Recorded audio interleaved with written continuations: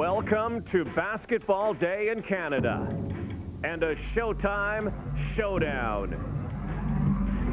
The new Hurricane Carter is Vince. The future is Sharif Abdur-Rahim. Same age, same attitude, in the same country. Co-captains of the Royal Canadian Air Force. It's a rivalry that dates back to their teenage years, but now they are men. In fact, they are the men. It's Reef and the Grizzlies, Vince and the Raptors, all Canada, next on CTV.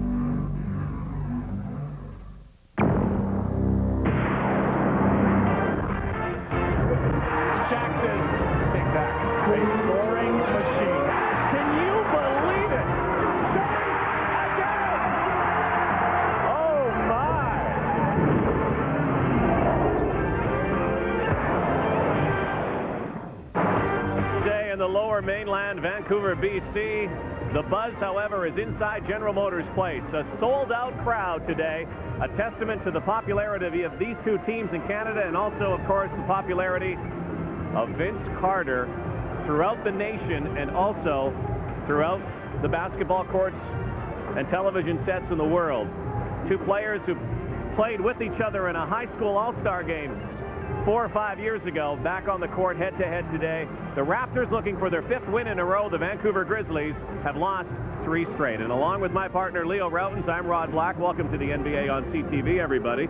The rave reviews continue for Vince Carter, Letterman, magazines, who knows what's next. He was the player of the week last week with what he did in the previous 7 days. He could be the player of the week again next week. Well, Rod, Vince Sanity has taken the NBA by storm. His coming out party may have been the Slam Dunk Championship at the All-Star game, but since then, he's averaged over 30 points a game his last 13 games.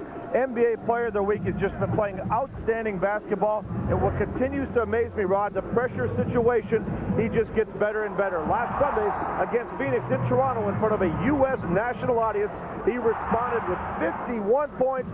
Only 3 of those points, only 3 of those baskets, Rod, slam dunks. He did it in every possible way, astounding everybody. And he keeps reaching new horizons. Hard to believe he had never hit a buzzer beater in his life until he did it this past Wednesday in Boston against the Celtics to beat the Seas. He missed a shot earlier that could have won the game, had another chance. And what is amazing when you watch is how much time he took knowing what was on the clock and nailed a three-pointer with a very tough defender, Adrian Griffin, on him. And then took the time to enjoy it as he looked at his teammates who had all the confidence in the world that he would hit this big three-point shot. So the star continues to rise for Vince Carter. Carter getting ready to go head-to-head once again, and don't forget the numbers and the inevitable comparisons. Michael Jordan to Vince Carter in their second years. Michael and Vince, look at it. You know, some people say that comparison is unfair, but he's going to be hearing that for quite some time. Without a doubt, and everybody knows that at this point, he is a better shooter than Michael Jordan in his career. Well, let's talk about the Vince Carter of the Vancouver Grizzlies. What Vince is to the Raptors, Sharif Abdur-Rahim, no doubt, is to the Grizzlies. Oh, absolutely. Everything Vancouver does still continues to run through Abdur-Rahim, even though Michael Dickerson is having a great season. Abdur-Rahim, 29 points his last outing against the Toronto Raptors, got to the free throw line 16 times in that game. He is a devastating offensive player that can turn it on and carry his team whenever he has to, Rod. Well, it was 3 weeks ago in Air Canada Center when Sharif and Dickerson and Bibby put on a show, and they beat the Raptors. They beat the Raptors by taking it right to them. They out-rebounded the Raptors. They got to the free throw line an amazing 46 times, and they scored 107 points, dictating tempo. Michael Bibby pushed the ball up the court. Abdur-Rahim took it to the basket, and they took an Air Canada crowd and quieted it down quickly. Well, Vince has played against Sharif as a pro last year and once this year, and so far this year, Sharif has outplayed Vince. What does Lionel Hollins expect in this matchup today? Yeah, it's going to be a tough matchup for Sharif.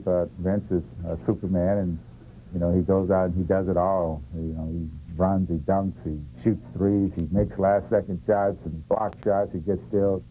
He's having a terrific year, and he's making a stamp that he's going to be one of the greats of the league. Interesting to hear an opposing coach call Vince Carter Superman. A lot of coaches are starting to do that now. All right, let's go to our courtside reporter now. Here's Norma Wick. Thanks, Rod. Well, from day one of expansion, there has existed a natural rivalry between these two Canadian teams, but one that probably mattered less to the players than it did to everybody else. However, the Grizzlies' win in Toronto earlier this year may have changed all that. It was an emotion-filled, scrappy affair wherein the Grizzlies felt they had earned some respect and the Raptors felt disrespected. Lionel Hollins told his team after that game, now the rivalry has officially begun, and we can expect another hard-fought contest today. Rod? All right, Norma, so Hurricane Carter is looking to spin his magic up against Sharif. Sunil Joshi, Rick Barry are in the house. You're watching the NBA on CTV. Coming up next, the opening tip.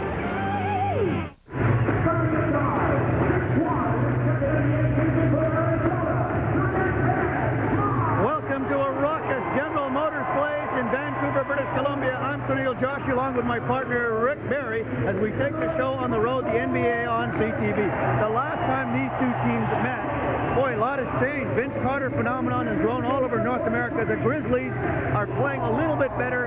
You have some specific areas where they are improved. Yes, let's take a look at the statistics right now because they're very telling. You can see that they're very much the same when it comes to points, free throw percentage for and against Underhill and under Hollins. But the next set of statistics are the telling ones.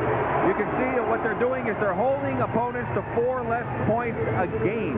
That is very critical. In the NBA game, the better the defense, the better you're going to have a chance to win games. If they improve there, shoot a little bit better, they could be a 500 or better basketball team. Toronto, meanwhile, is a team that has finally maybe turned the corner. They would play a great game against somebody like Phoenix that had a big win and then lose against teams they shouldn't lose to. But they've won 3 games against sub-500 teams, not as, a little closer than they might have liked, but now they have another challenge. If they're not up for this game this afternoon, after the Grizzlies win in and beat them at home, they'll never be ready.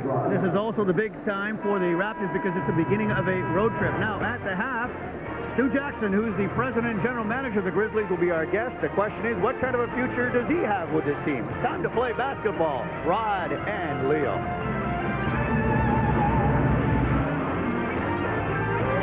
Guys, we are ready, and let's take a look at the starting lineups today and some very interesting matchups. First to the Toronto Raptors, going with the backcourt that consists of Doug Christie and Tracy McGrady. T-Mac playing very well in the backcourt. Vince Carter, of course, up front, 5th in NBA scoring. Antonio Davis and the veteran Charles Oakley. Yesterday at practice in Toronto before the road trip, Butch Carter said, guys, I have a deal for you.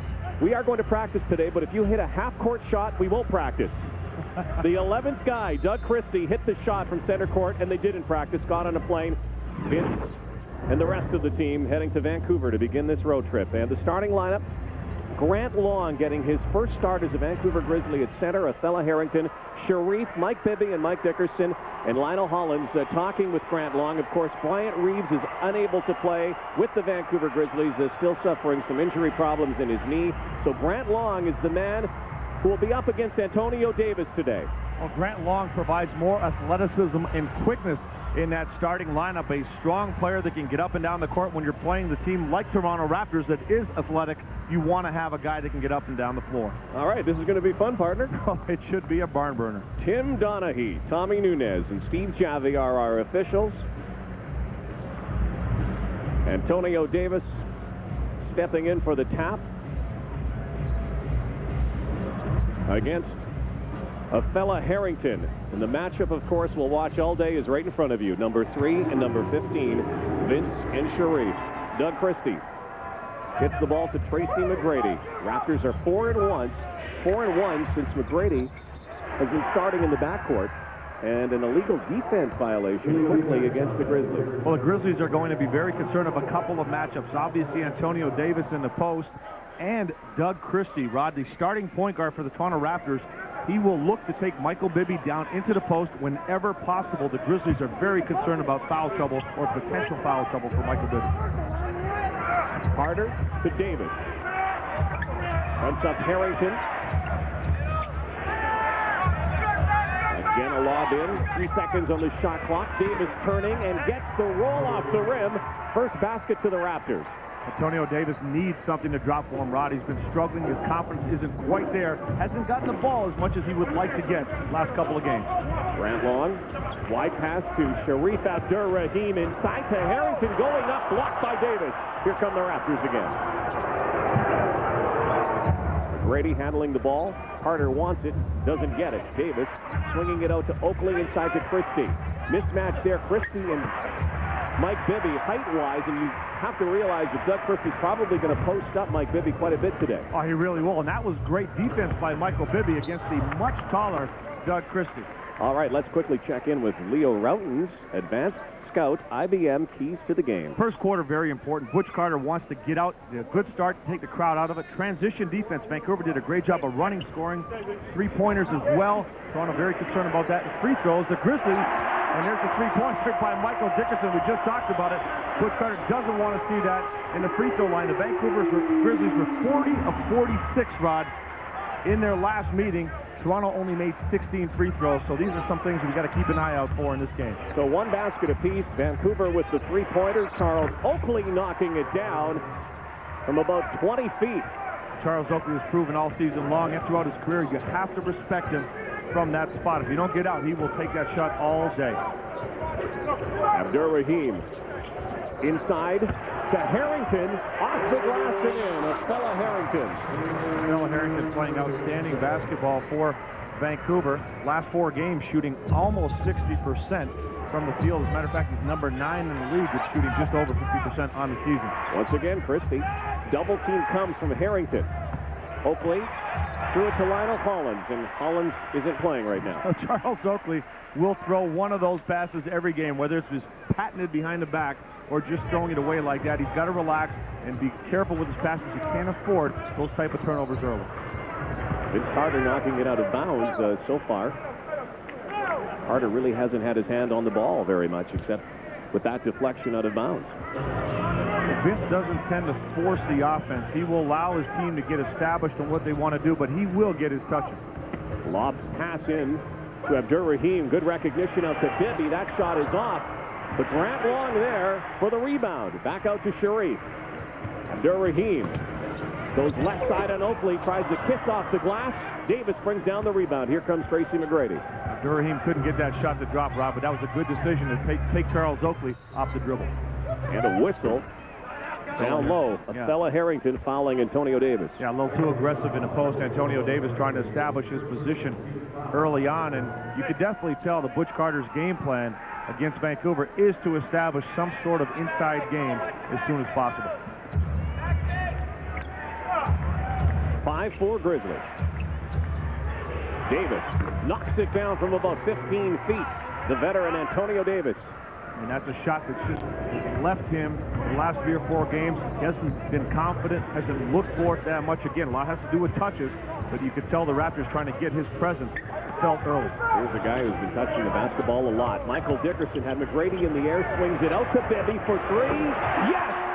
Mike Bibby. Michael Bibby coming off a monster game against the Portland Trailblazers. 25 points on 9 of 13 shooting, and he also had time for 14 assists. The Grizzlies are 11th in the NBA in three-point shooting. Much better than they have been over the last 4 years of their existence behind the arc. A lot of that to do with Bibby and Dickerson, and also Dennis Scott off the bench. Harrington, jumper, drains it. Well, one of the things Vancouver's doing, if you see the pace of this game is slow.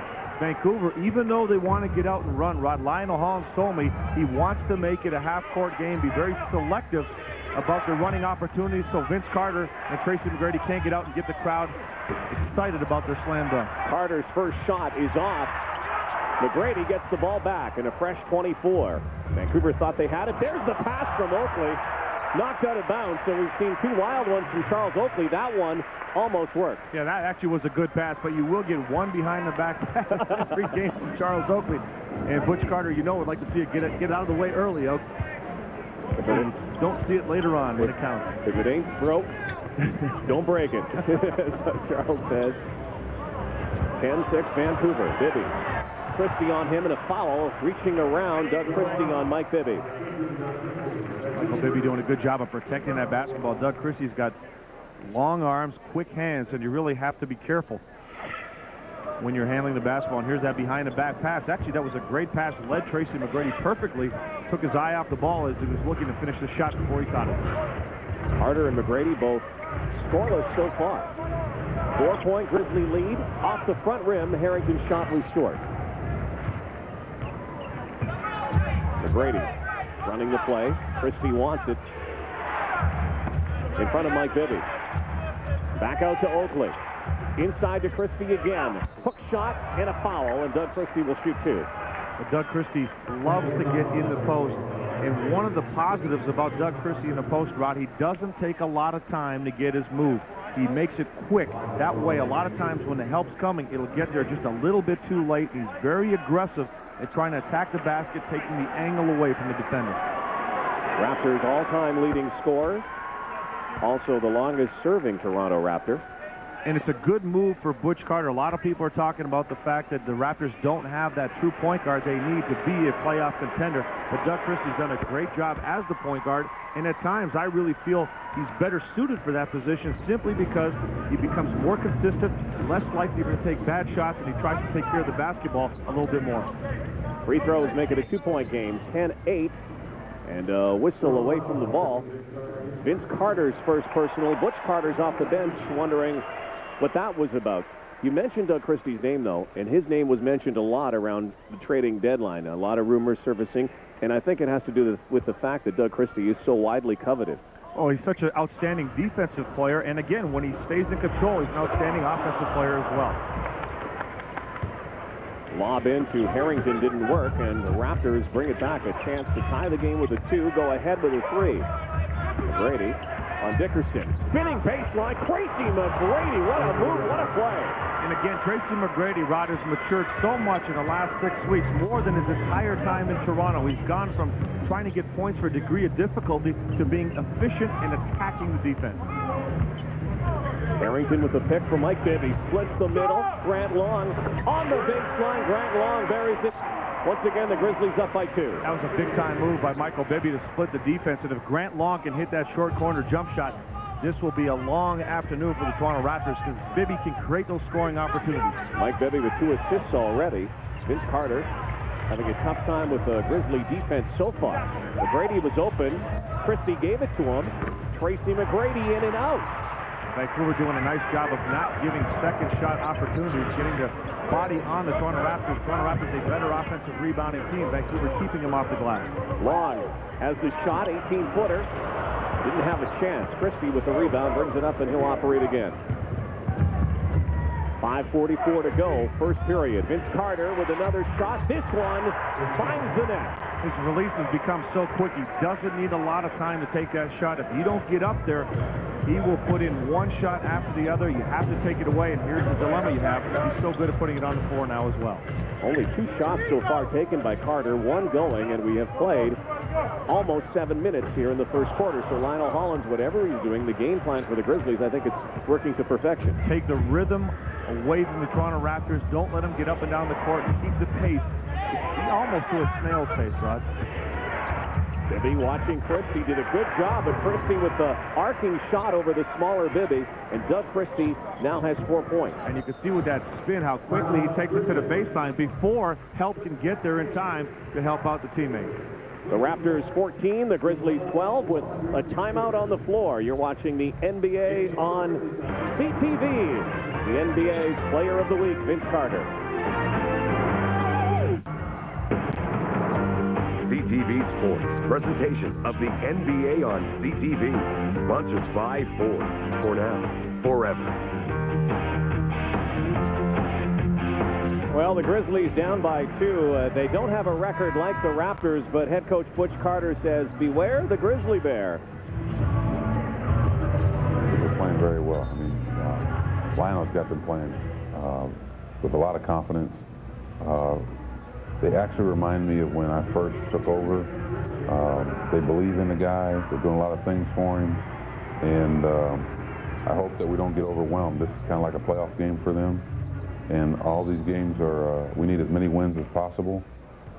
And so I would look for this to be hopefully a very clean cut, but a very good battle between the two teams in camp. Well, so far, predictions hold true. As Grant Long goes to the basket, he is fouled, and he will go to the line. The season series between these two teams over the years. And remember, a few years ago, this was a rivalry that was kind of contrived a little bit. Gone are those transient players who weren't going to last with either team, who weren't lifers by any stretch. But the series is 4-4, and no team has swept a season series. We're talking to Lionel Hollins before the game, Rod. He said that win in Toronto was so important, not just in the stats, but the fact that the boost of confidence it really gave his team coming into Toronto and beating a team that was playing some pretty good ball at the time, the Raptors. So Lionel Hollins really felt it gave his team a boost, and he would like to see them obviously come back with us in front of a sellout crowd today. And as Norma said, Charles Oakley gets the ball at the top of the key. Rod, he loves to throw that alley-oop pass. If you get too tight on Vince Carter and don't see the ball as well as your man, you're in trouble. But now with cornerstones in their franchise, guys who are going to be with the teams, the rivalry will heat up. Oh, no doubt about it. You can bet the Toronto Raptors, every one of these guys was talking about that loss in Toronto, and they want to pay Vancouver back.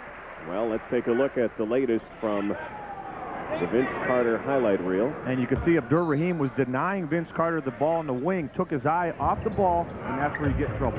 4 points for Vince Carter. No points so far for Sharif Abdur Rahim. 4 minutes to go in the first quarter here at GM Place in Vancouver. Raptors on a run, but Mike Bibby answers. Michael Bibby's been playing great basketball. Even Butch Carter has been amazed. He's saying, I knew Michael Bibby would be a good player.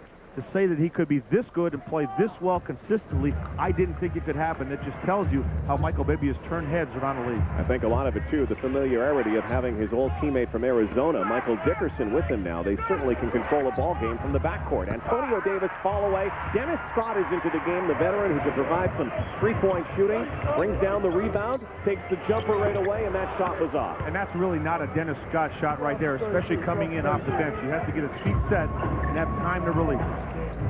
Tracy McGrady, that's a two-point shot, knocked out of bounds. The officials changed their call. Steve Javy went one way, the other official went the other, and it will be Grizzly basketball. Rod, you talk about that relationship between Michael Bibby and Michael Dickerson. Together, these guys have played great basketball, and you'd be hard-pressed to look around the NBA and find a two-guard in the month of February that played better basketball than that guy right there, Michael Dickerson. Averaged 21, almost 22 points a game, 4 boards, shot over 40% from 3, just playing outstanding basketball. Dickerson baseline for the flush. And a quick first step, as was evidenced right there. He can get up and down the court. He moves very well without the basketball, and an explosive first step going to the hoop, and he'll finish strong. Doug Christie on the feed. John Thomas into the game, can't get the chippy, and Sharif Abdur Rahim pulls down his third rebound. Almost at the other end, the alley-oop to Michael Dickerson, but earlier Dickerson went baseline, and can he get up quick? Grizzlies run right back at the Raptors. They lead 18-16 with 2:38 to go in the first. How about this move from Michael Dickerson? You're watching the NBA on CTV.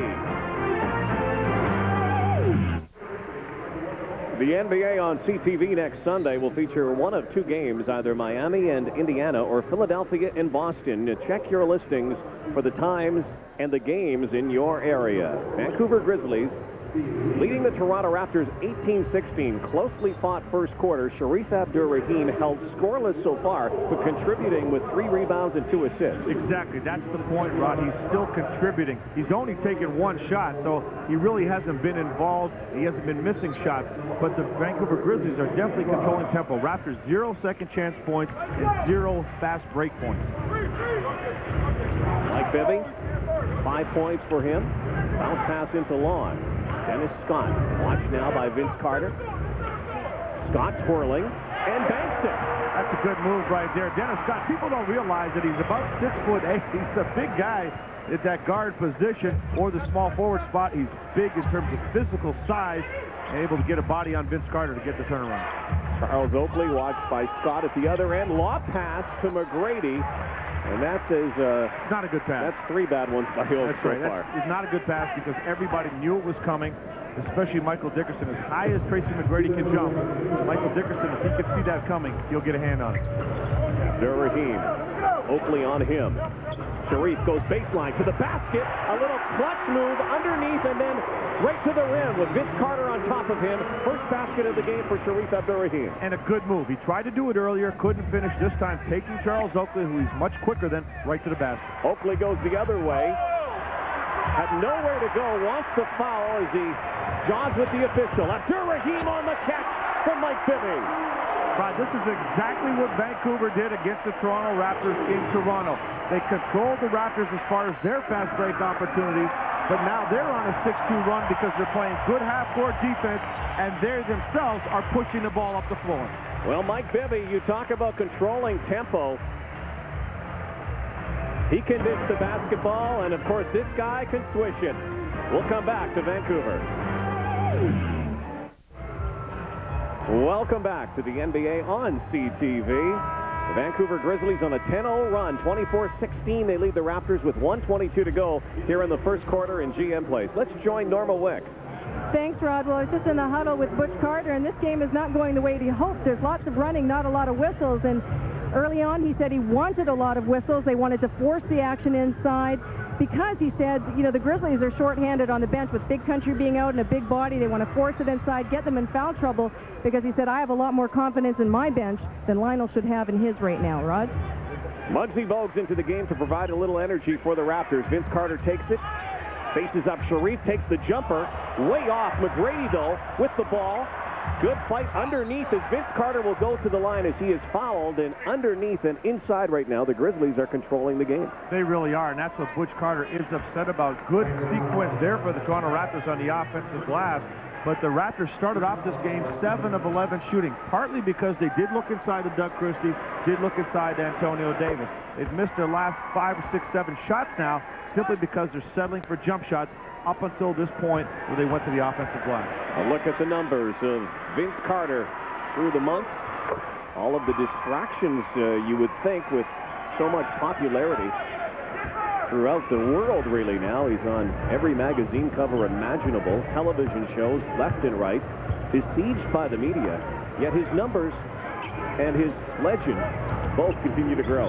Yeah, he really has a great disposition. And oh, Grant Long. That's a good adjustment by Lionel Hollins, putting Grant Long in that starting lineup. His quickness has been obvious already in this game. He's putting the ball on the floor. He's hit a short corner jump shot. He gives so much energy to this team as a starter. McGrady to Muggsy Bogues, who had a perfect night Friday night against Boston. Perfect from the floor and the line. Vince Carter's perfect on that shot. That was not an easy shot.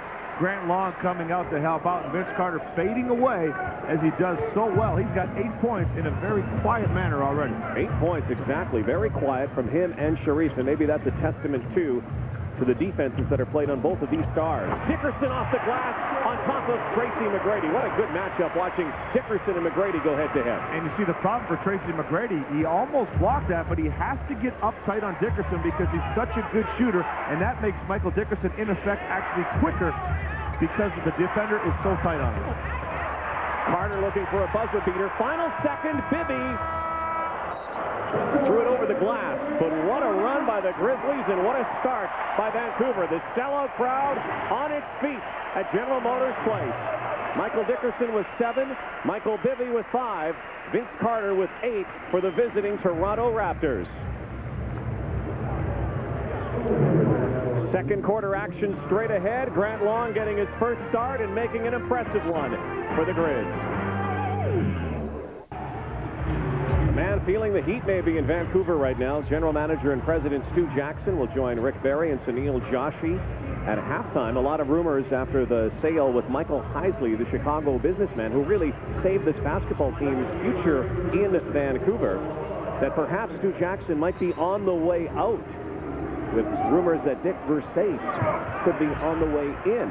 We'll approach more of that at halftime as second quarter action is now underway here at GM Place. 28-20 Vancouver. Impressive first period by the Grizzlies. The Vancouver Grizzlies really did a great job of controlling the Toronto Raptors offensively. There's a turnover for Vancouver. Grizzlies 7 of 8 in their last shot attempts, and there's exactly what they did not allow Toronto to do in that first quarter, to get out and get some hoops in transition. The Raptors now 2 of 10 in their last shot attempts, and again, that's just getting out and running. If you can get an opportunity like that, it's going to make the game obviously an awful lot easier for the Raptors. 28-22 now, Grizzlies. Abdur-Rahim with that patented Sharif move.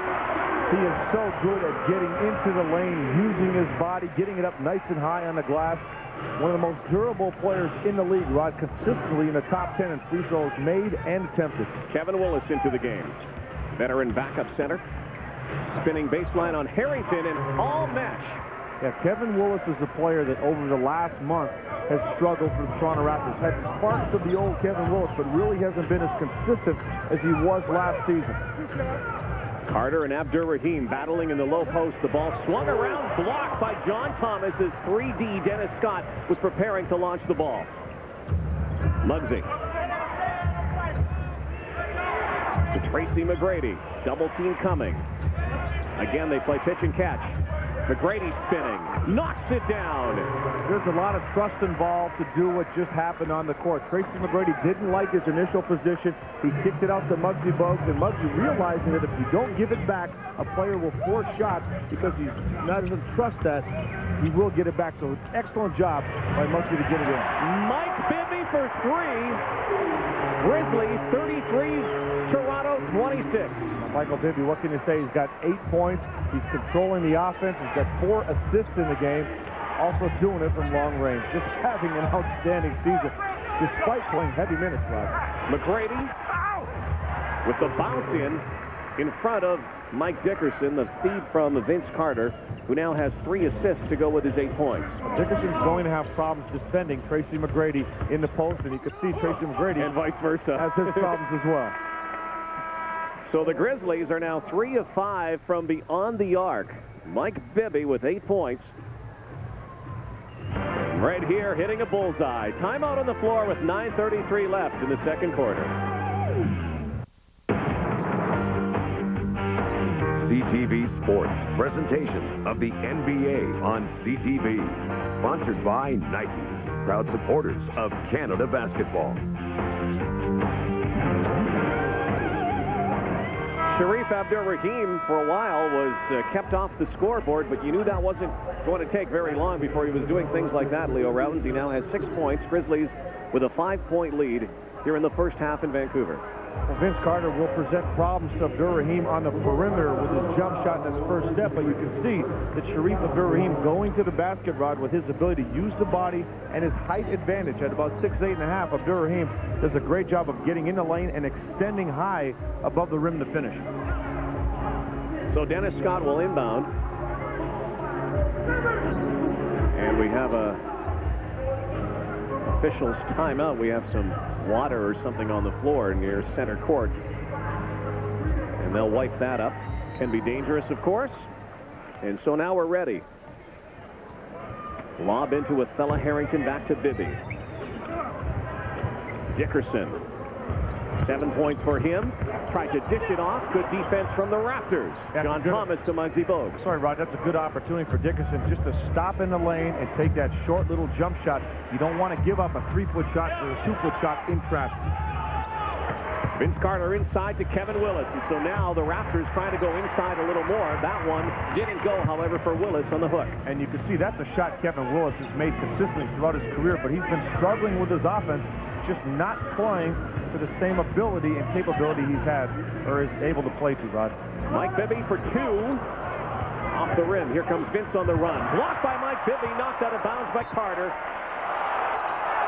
The official, Steve Javi, heard the wrath of the crowd. It was pretty obvious that Carter had knocked it out of bounds. That would have been a gift. So it is Vancouver ball. Heads-up play by Michael Bibby, getting back defensively with his hands up, getting a piece of the basketball. Mike Bibby, who along with Michael Dickerson, of course, competed in the All-Star weekend in the rookie-sophomore game. And, of course, Mike Bibby involved in the long-distance shootout as well. Dickerson stopping. Willis goes high to bring it down. Muggsy again to run the floor. That was a good rebound there by Kevin Willis. Even though the offense may be not quite what he wants, he can always be a big-time contributor on the glass. Bogues to Carter to Christie. Back into Willis, again going inside the post. This time the fall away, Kevin Willis. The ball dropped short.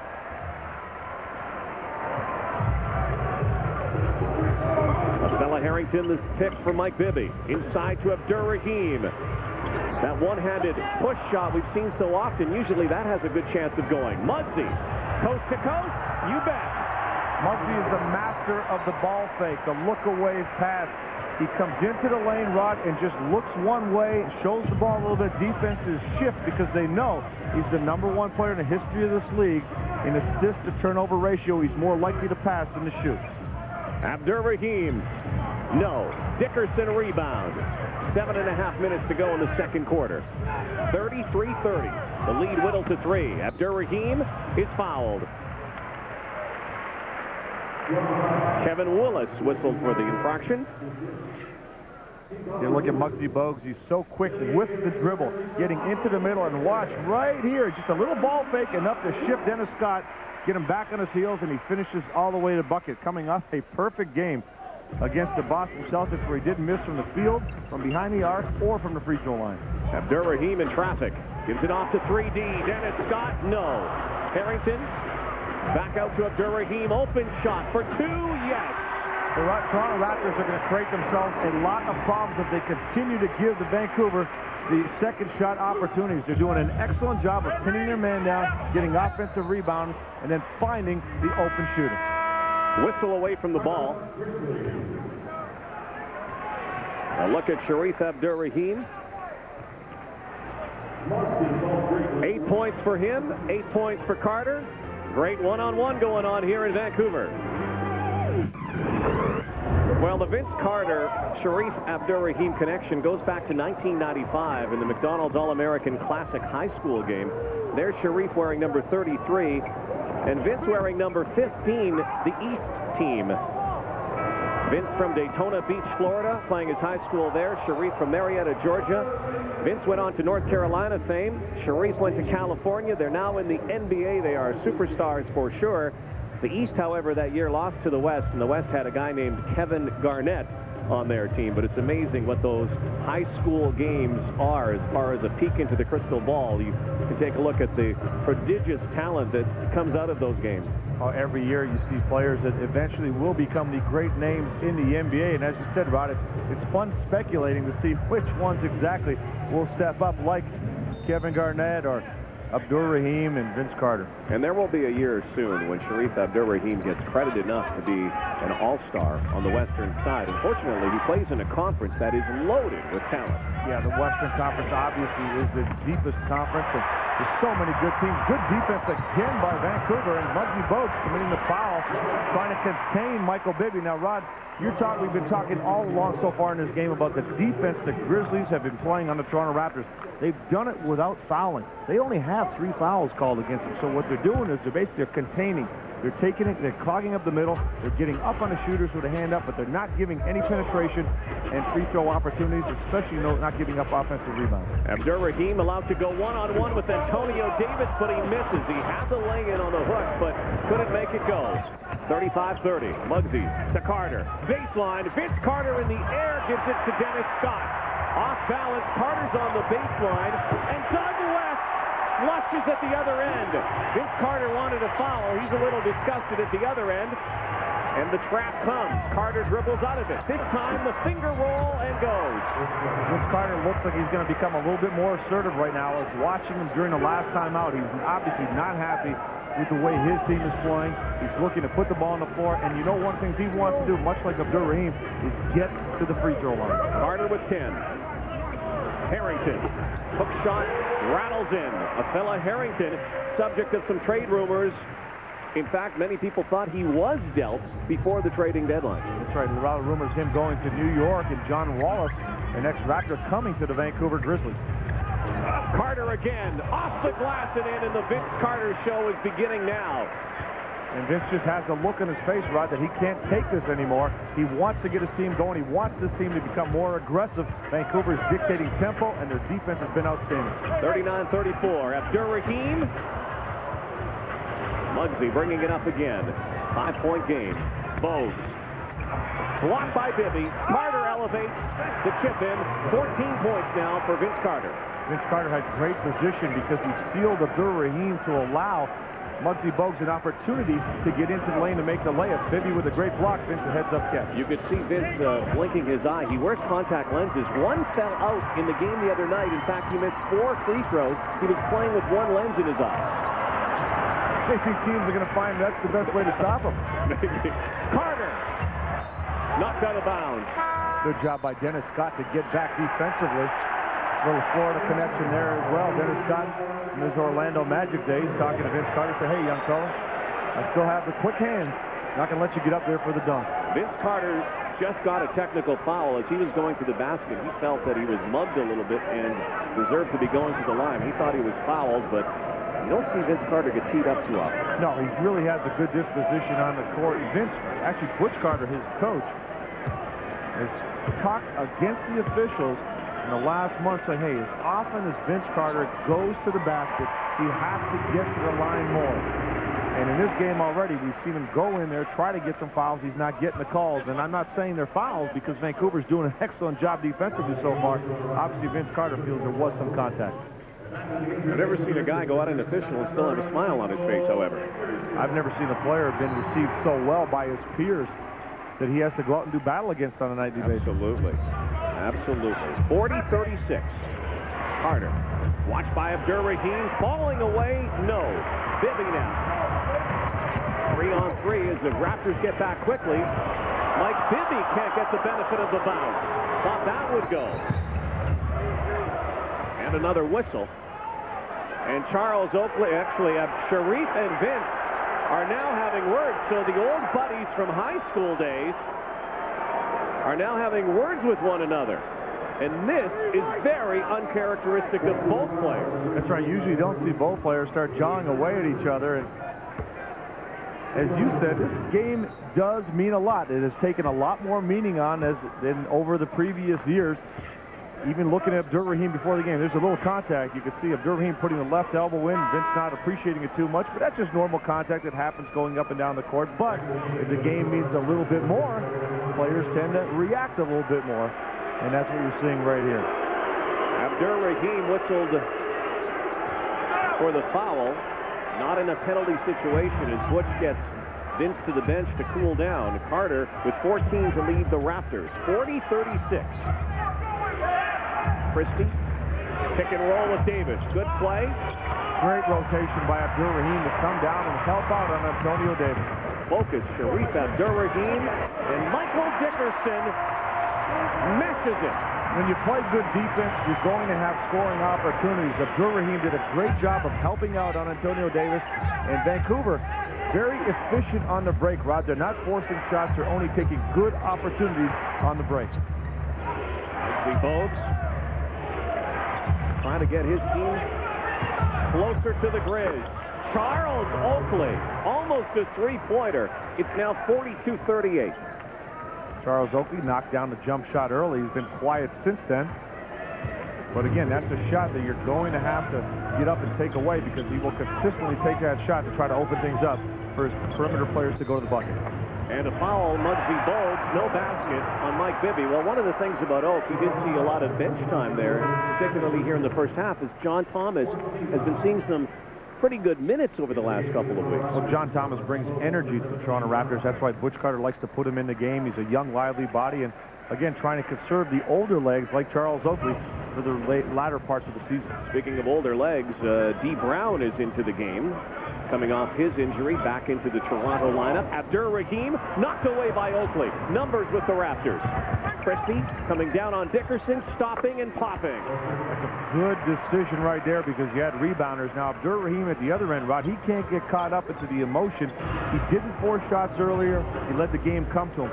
Right there, he got into the middle lane. His teammates were open. Michael Bibby, Dickerson, these guys can knock down shots if you give them the ball. Under 3 minutes to go here in the first half.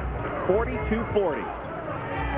West to Abdur-Rahim. Again, the spin move. McGrady had a hand on the ball. How did that ball go in? Sharif Abdur-Rahim in the air, puts it in, goes to the line, and he'll shoot for the three-point play. Just a superior performer around the basket. he realized he had D. Brown on him and just persisted on getting that ball to the bucket. And look at this creativity in the air, knowing there's going to be contact and still able to finish.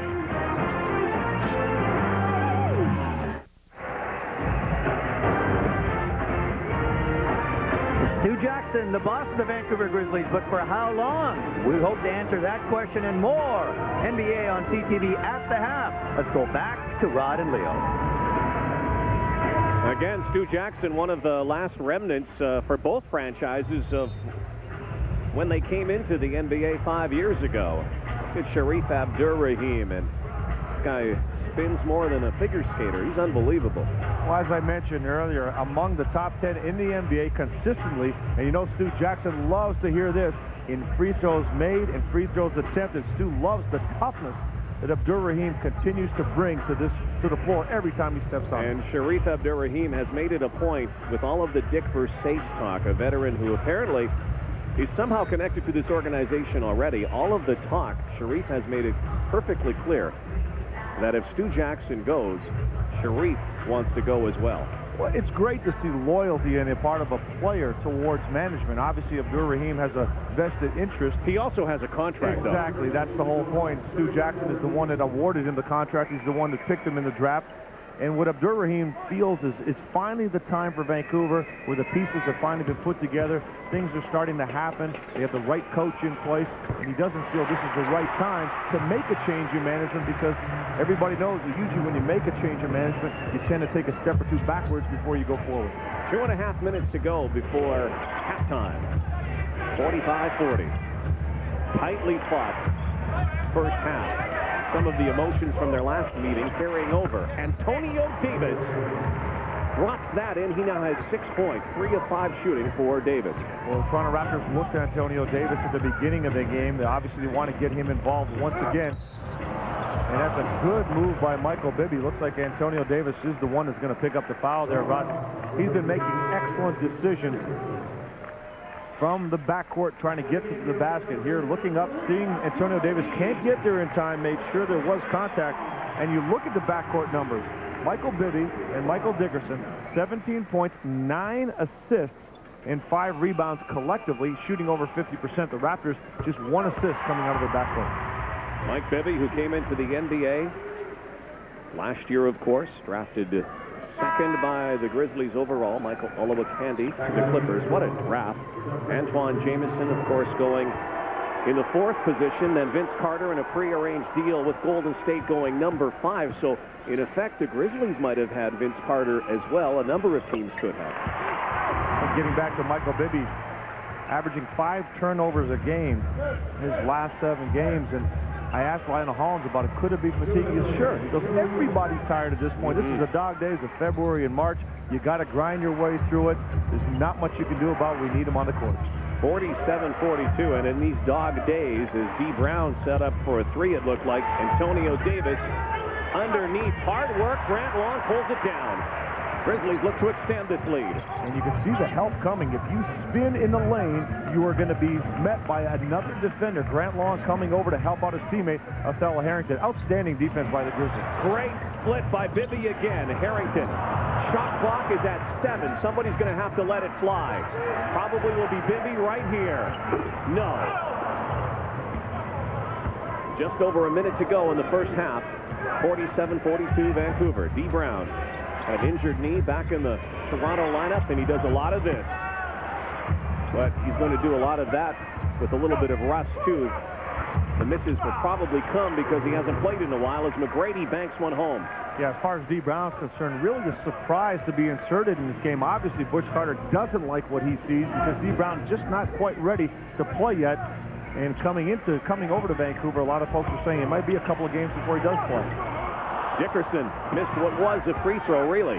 McGrady wants to run the ball now. 39 seconds to go. 17 on the shot clock. McGrady wants it. Too strong. Here comes Bibby. 30 seconds to go. Mike Bibby, lay in. No. McGrady the swat. Last 25 seconds. You can't relax against Tracy McGrady. He's the leading shot blocker in the NBA outside of a center or power forward. He's very quick off his feet, even when you think you have him beat. Good usage of a timeout here by Butch Carter. His team has been sort of out of sync in this first half, really.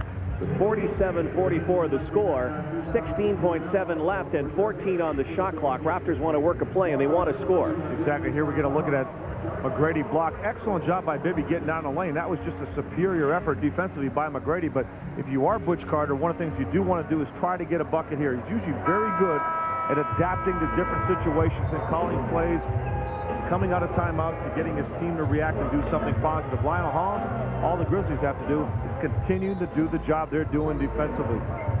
How about the numbers by Michael Bibby, Rod? 10 points, 6 assists. Hey, how about this one? 4 rebounds for the point guard as well. Working on what could be a triple-double. Second quarter shooting, Toronto at a 60% rate. Vancouver at 35%. Now, we already have seen Dennis Scott in the game. D. Brown in the game. It's kind of an old-school 3D game. We now have Del Curry. 3 guys who have made their living, their bread-and-butter shot beyond the arc. There's some tremendous shooters. You have to remember, D. Brown and Del Curry last season were among the top 3-point shooters in the NBA in percentage and makes. And, of course, everybody knows what Michael Dickerson has done this season, shooting over 40%. Vince keeps looking at Butch. 5 on the shot clock. Nice pass. Nice pass. The pick and roll. Vince Carter fouled by Grant Long. So no basket. It was a great play to Antonio Davis inside. So the foul. Lionel Hollins happy right there. He realized the Grizzlies have a foul to give in that situation. You don't allow the Raptors to get a good shot off, make them throw the ball in bounds right here. That was a good look with the help coming by Vince Carter. Last 5 seconds, the shot clock restored. So Toronto should get last shot. McGrady looking at the clock. 3.2. Del Curry. Yes! What an insertion by Butch Carter, bringing in the veteran. Del Curry nails the buzzer beater to end the first half. A close first half, 47-46 for the hometown Bears. The Grizzlies leading. The Grizzlies did a tremendous job in that first half, Rod. Outstanding defense, holding the Raptors to not allow them to get out in fast break situations. Let's go down to Norma Wick, standing alongside Sharif Abdur-Rahim. Thank you, Sharif. An excellent half of basketball for the Grizzlies, particularly on the defensive end. You did a good job of controlling the tempo. Yeah, we're just trying to make them work for everything they got. They got some real good offensive players, so we're just trying to contest all their shots and make them work hard for all the shots that they get. Neither you and Vince, or you, neither yourself or Vince are known to have dust-ups on the court. You had a few words there. Vince just came over now, patched things up, but that's the level of intensity today, isn't it? Yeah, we're just out here trying to play hard and compete, nothing personal. What did he say to you when he came to you now? Nothing, we're just playing hard. All right, thanks, Sharif. Good luck. Well, back to you, Rod. Thank you, Norma. There are 2 guys right there, Leo, who do play very hard. Sharif Abdur-Rahim and Vince Carter. 6-2 Raptors run to close the first half. Here's Sunil Joshi.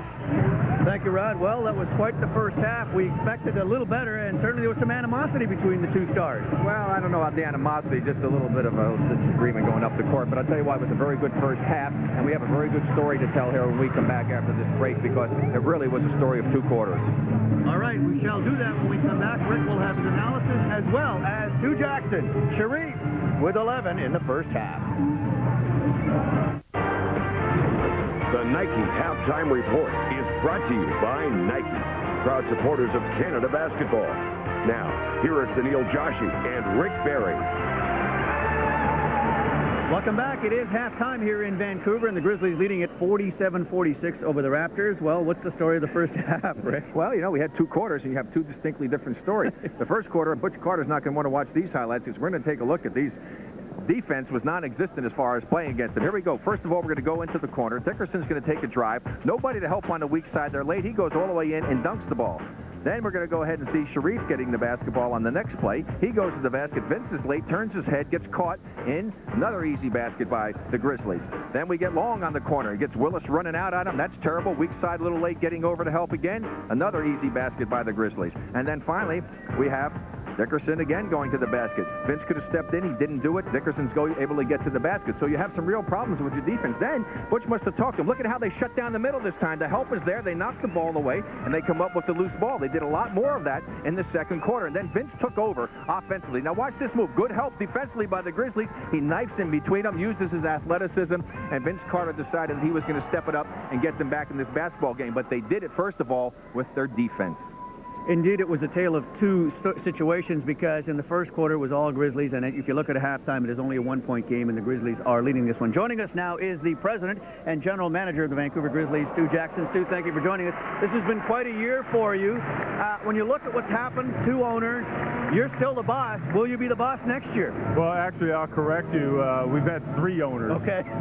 Really in the last 3 months, which has been a lot of fun for all of us. And in terms of what's going to happen in the future, really anybody on my staff or within the organization, quite frankly, we just don't know. But stay tuned. I have to ask you how frustrating it may have been for you with the trade deadline coming up. There were rumors there were a number of trades in the works. Nothing happened. Can you tell us if there were some trades, and were you know, what did they tell you could do? Well, we've always made it a policy, Rick, never to talk publicly about trades, and we're certainly not any of the talk surrounding those trades. But certainly we were as active as anybody in an effort to continually try to improve our ball team, and we'll continue to do so. Okay, would you have been allowed to make these trades, or were you told that you couldn't do them? Well, that's really an issue between myself and both my owners. And but as we've always done in the past, we really don't discuss those things publicly. All right, let me ask you now. Sharif Abdur-Rahim came out in support of you publicly, and in fact, he even suggested if you're not here, he won't be here. What does that make you feel like, and how does that affect your situation? Well, I don't think it really affects my situation one way or the other, and it's really not an issue I can comment on a great deal, other than to say that, Sharif is a very high-character individual who is very much an independent thinker, and certainly his words are going to be heard not only by our fan base, but also by our ownership as well, and we'll see what happens. Let's take all of the inner workings going on with management and ownership. Throw that aside. You, from your professional standpoint, give us your evaluation of this basketball team right now and where you see they're going to be able to go. Well, we feel very, very good about our basketball team, Rick, and really stand by the direction that we're going. We set out with our objective to build this team's foundation primarily through the draft, and do it with a young team that we hope 5 years down the road we would have a core of guys to go forward with and really make a push. And we feel very comfortable that that's where we are. I think regardless of who the ownership is, Rick, and whoever comes in, certainly there's a very good foundation that's been laid here with the players that we have, and we think that we're going to be okay going forward. Since you brought in Lionel Hollins as head coach, Mike Bibby has certainly improved his game. Obviously, you'd like Lionel Hollins to stay on as a coach? Well, I think Lionel's done an excellent job, Sunil. He's tweaked our system a little bit. He's really brought a new level of communication and spirit of place around our team, and we feel very comfortable with him as a coach, as do the players, and certainly Mike's benefited from that. I think Sharif has played a much more well-rounded game, and Dickerson has really flourished in the system as well. Your number one priority to take this team to the next level? I think with our team, somewhere along the line, we've got to improve our defense, particularly in the paint, with a shot blocker or a player like that. Another long, athletic guy certainly will help take us to, another level, and certainly to add to our overall depth offensively. It's sort of too bad these two teams don't play in the same division, because you'd love to see them more often. Is there a rivalry now on the court between these two teams? Yeah, I think that there is. No matter how much someone tries to deny it, and I think it's terrific for the fans across Canada to have, a full house like this. Obviously, the Raptors have played really well. We've been playing better, and it's two pretty good young teams. It's nice to see. They're into it. When you see Vince and Sharif get after it, they're buddies. And I like to see that's good. They're after it. There's nothing wrong with a little bit of motion. Not at all. Thanks, Stu Jackson, thank you very much for joining us. We know it's been a difficult situation for you, and we hope good luck to you for the rest of the season. Thank you very much for having us. Thanks. So Vince Carter has 14 points, but the Raptors trail by 1. We'll be back with more in a moment.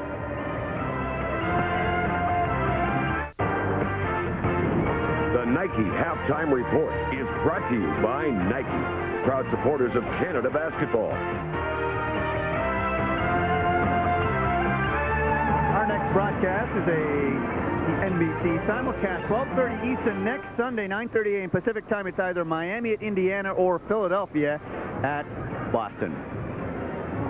Welcome back to GM Place. The Grizzlies lead by 1 point over the Raptors, despite the fact that Vince Carter's got 14 points and Sharif Abdur-Rahim has 11, so the Stars are doing their bit. When you look at the ways to win, how do they do it? Well, we've been all season long talking about the ways to win. The team that wins the inside game normally wins. You can see we have a 1-point game, and I think that these statistics actually tell the story. 20-20 on inside scoring, 6-6 on fast break points. Toronto with a 1-point advantage over Vancouver, 5-4. However, I think that Vancouver had the edge with the 3-point shots, Neil, and that really was kind of the difference in the game. So we really did have quite a story. First quarter was all the Grizzlies. The second quarter turned out to be the Raptors. Now it will be interesting to see who steps up in the first 5 minutes of the third period. Every coach will tell his team the first 5 minutes of this third period, guys, are going to be critical. It will be interesting, as far as I'm concerned, to see which team is ready to give those 5 minutes to his coach. Not to make excuses. The Raptors fly from East Coast to the West Coast. They have to play at 9 o'clock as far as their time is concerned. From a body clock standpoint, how difficult is it to get it going? You can't let those things bother you. So you take your watch, you throw it in the toilet. I mean, who cares? Get rid of the watch. Just be ready to play the game. It doesn't matter what time it is. And this is what these young players have to do. And sometimes it's a problem. I talked to Muggsy Bogues before the game a little bit, and some of the older guys. How are they letting this Raptor team not be ready to play all the time? He said, Rick, it's unbelievable. You know, these guys just don't understand it. You got to show up to play every game. So we'll see if the Raptors are able to go ahead and show up, and if they let the time zone bother them in this scenario. All right. Len, let's find out exactly what happened in the first half between the Raptors and the Grizzlies. Vince Carter, as I mentioned, 14 points. Sharif Abdur-Rahim with 11. Three-pointers, well, Vancouver, 3 for 7. And the Raptors, who usually are pretty deadly from three-point range, have none. They trail by 1. The third quarter is next. Well, if you look at the record books and the stats right now throughout the league, Toronto Raptors on a 4-game win streak, the Vancouver Grizzlies on a 3-game losing streak. A big difference, a chasm between these two teams, east and west, in where they're going. Raptors likely destined for the playoffs, the Grizzlies just for some respect. But it's obvious every time these two teams get together, and maybe it comes more from the Grizzlies side of court, they want to beat these guys. Oh, absolutely. Vancouver doing a great job in the first meeting where they beat the Toronto Raptors, and in this game so far, doing everything they need to do defensively and offensively. Vince Carter had 14 points in that first half, Rod, but it really wasn't until the second quarter when he tried to become more assertive to help his teammate out. I should say, and Abdur-Rahim doing an excellent job carrying the load, again, offensively, and a little scrap right there between the two stars, but that's, as Rick Barry said, you'd be surprised if they didn't go at each other a little bit with all the emotion involved. Well, and the matchup that goes back to last year when Vince opened Air Canada Center against the Grizzlies, and they beat them. Then this year in the rematch between Vince and Sharif, and dominated by Sharif. So far, you can see the three-point field goal percentage, 3 of 7 for the Grizzlies, and the Raptors 0 for beyond the arc. And Abdur-Rahim and Vince Carter. Emotions a little frayed. Of course, they played in that high school classic 5 years ago in St. Louis. Oh, well, we played together for a while, summer camps and McDonald's game. We also played in the Magic Johnson All-Star game like a week later. So we played together, and we've seen each other play for many years. And now we're in the NBA playing against each other now, and it's exciting. Well, that is basketball, and that is sport. No matter how much you may like a guy off the court, on the court, you have to play like a warrior. And if you look at the great players that have come through the league, as you get a look at their numbers, pretty even. The great players like Larry Bird, Magic Johnson, Michael Jordan, when you step in the line of the basketball court, watch out. These guys might smile at you, shake hands before the game, but exactly, they will tear your heart out, regardless of the friendship you may have off the court. And both of these players are tremendous competitors. That's why they've established themselves already in this league. And I don't think you're going to see them drop the intensity one bit. I know that Vince came over to Sharif and gave him a pat on the back after the buzzer in the first half. A great shot by Del Curry, by the way, to end that first half.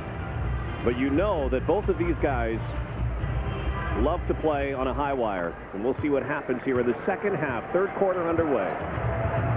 Vince Carter, the 5th scoring leader in the NBA. Sharif Abdur-Rahim, numbers down scoring this year, but rebounds are up and becoming maybe more of a complete player, Leo. No doubt about it. He's distributing the basketball better. He's waiting for his opportunities more. He's sharing the ball with his teammates, realizing they can be a big part of the success here. That ball partially blocked by Tracy McGrady.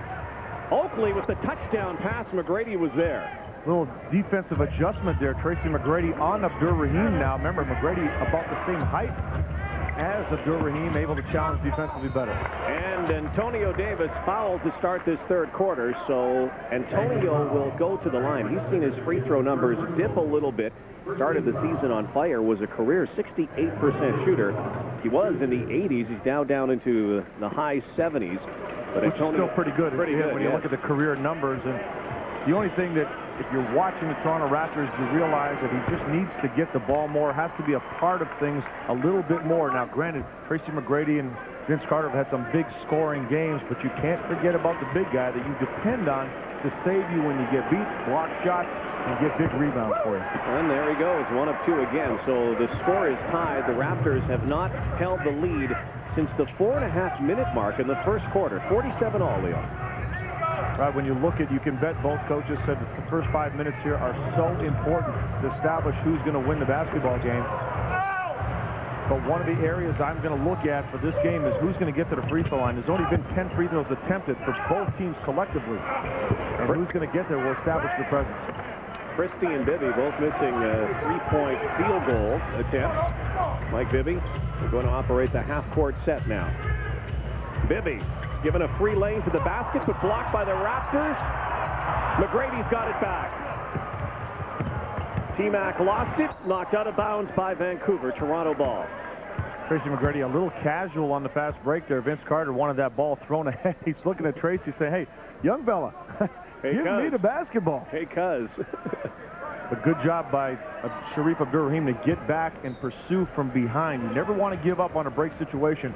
You can get a deflection, side rotation, the help that was so obvious and so successful in the first half, falling asleep a little bit there for Vancouver. You got to get over and realize that Vince Carter, if he doesn't have that jump shot, he's going to look to get to the bucket. First lead for Toronto since way back in the first quarter, 49-47. Dickerson launches, gets it, three-pointer. Michael Dickerson getting the lead right back. And you can see how much room he had to take that shot, Rod, because he put the ball on the floor and attacked McGrady in the first half. McGrady showing respect and getting beat from the outside now. McGrady on the catch. Missed the lay-in on the turnaround. Davis is there. Good work, but lost it. And it's still Toronto ball. Antonio Davis looking at Steve Jabby, one of the officials, saying, hey, I don't normally shoot air balls from 2 feet. There must have been some kind of contact. You see Tracy McGrady clutching his lower back after that. McGrady left the game against the Boston Celtics on Friday night. Butch Carter, however, allayed any concerns earlier today. He said T-Mac was ready. I asked him before the game how the back feels. He said it's okay. It's not great, but it's okay. But you can definitely see some of the explosiveness that he usually shows on that last shot wasn't there. Doing a good job, however, right now getting the ball inside against Dickerson. That's a second foul on Michael Dickerson. Davis to Oakley. Quick shot, doesn't go. 6th rebound for Abdur-Rahim. Bibby coast to coast. No. And they are saying it is Vancouver basketball. Well, Vancouver continues to crash the glass here in the third quarter, Rod. They're doing a real good job of giving themselves more scoring opportunities, and Bibby continues to push that ball. Dickerson continues to shoot it. That one was long. Carter controls the ball, flips it up court to his cousin McGrady, who goes high over the front row. There's an idea of the vertical leap on Tracy McGrady. For the Raptors now, you got to take care of the basketball, Rod. You can't force plays like that. That's one of the things they've been very good at over the last 10 games. Toronto's averaged 24 assists per game and just under 13 turnovers. Second highest or second best assist-to-turnover ratio in the NBA. Well, a scrambly start to open up the second half. We'll come back to GM Play. Well, the all-Canadian showdown. 50-49, the hometown Grizzlies sellout crowd here this Sunday afternoon at GM Place. Mike Bibby being attended to. It looks like he might have, he might have bit down on his tongue on the floor. That's always a danger. I'm surprised that Michael Jordan didn't lose his tongue. He had that thing flapping out all the time, didn't he? Oh, especially in a game of basketball when you're going to the hoop. How many times you see players get hit in the jaw, and one good shot to the jaw when that tongue was hanging out. It's amazing it didn't happen. Well, Bibby's all right now. Lionel Hollins, according to Norma Wick during the break, was on his players to get up on the Toronto Raptors. A slow start to the second half. Pretty good tempo in the first 2 quarters. And I think both teams tightening up their D. Othello Harrington, the jump shot won't go. Vince Carter being a little bit more active on the boards, Rod. He's got 6 rebounds in this game to come close to his partner, Tracy McGrady, who's got 9 rebounds. McGrady cutting inside, blocked by Harrington. He has Abdur-Rahim on the wing, waits, gives it to Dickerson, goes high, blocked by McGrady. Underneath is Harrington whistle, he'll go to the line, and they'll count the basket. Great offensive rebound, solid inside Othello Harrington.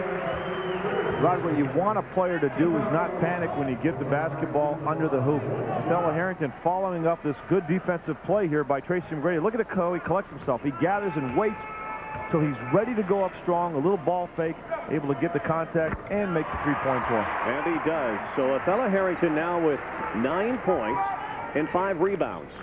It is 53-49 Vancouver. And a whistle on a reaching foul. Grant Long.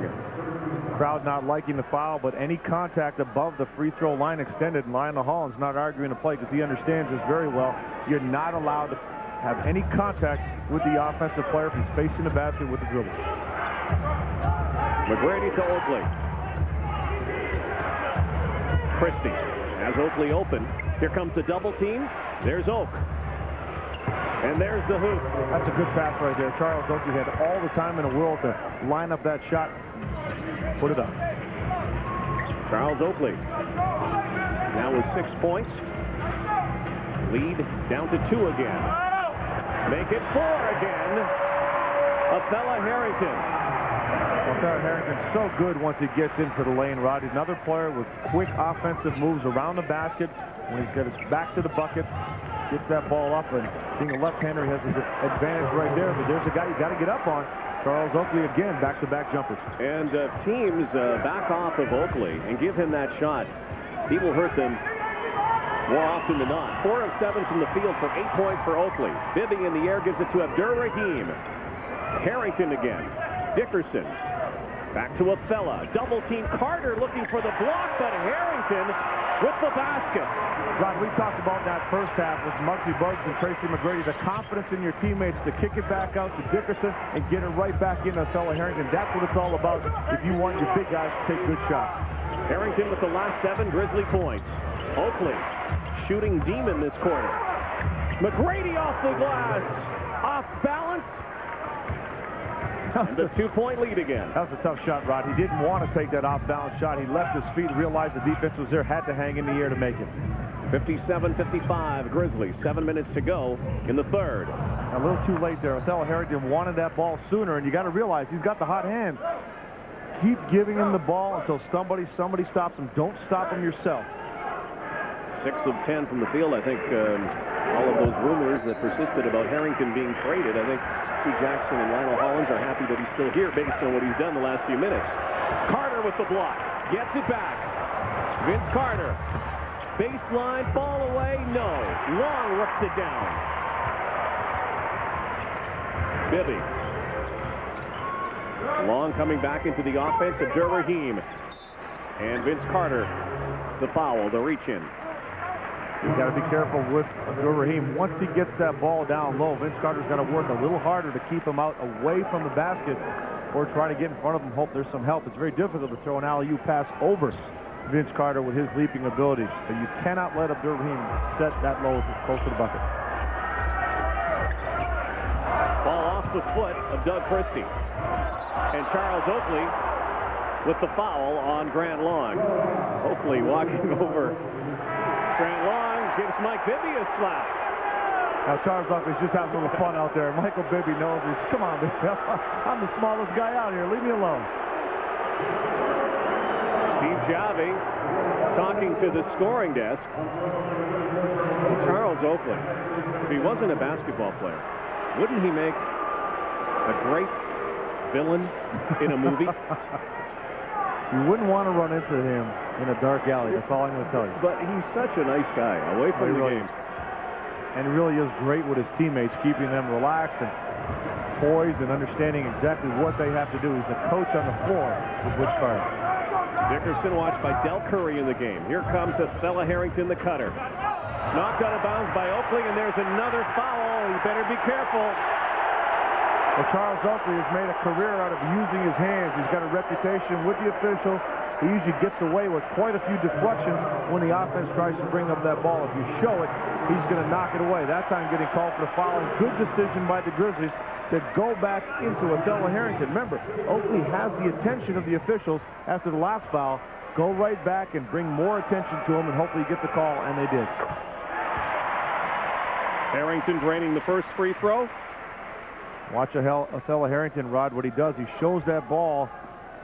And that's a foul. And Charles Oakley slapping at it. Again, gets away with quite a few of those because he has the reputation of the quick hands with the officials. Well, he also had a reputation until last year of making the playoffs in every year he played in the NBA, and it looks like he's going back to the postseason. Talk about what his presence will mean in the playoffs should the Raptors get there. Oakley again sets and hits. Bullseye. Charles Oakley, 10 points now. Well, Charles Oakley, he's a deadly shooter and even more deadly with the game on the line. This season for the Toronto Raptors, there were countless games when they really needed him to knock down shots or somebody step up, and he did. In this game so far, he's 5 of 8.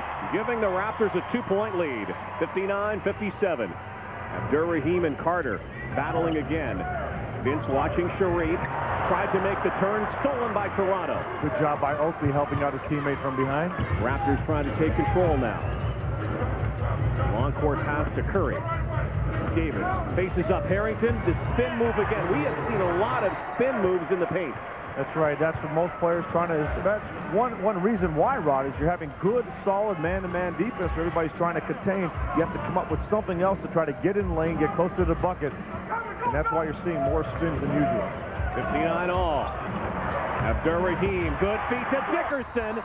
Met at the rim by a number of Raptors. Michael Dickerson is very deceiving, Rod. He doesn't look like somebody that's going to climb the Raptors the way he does.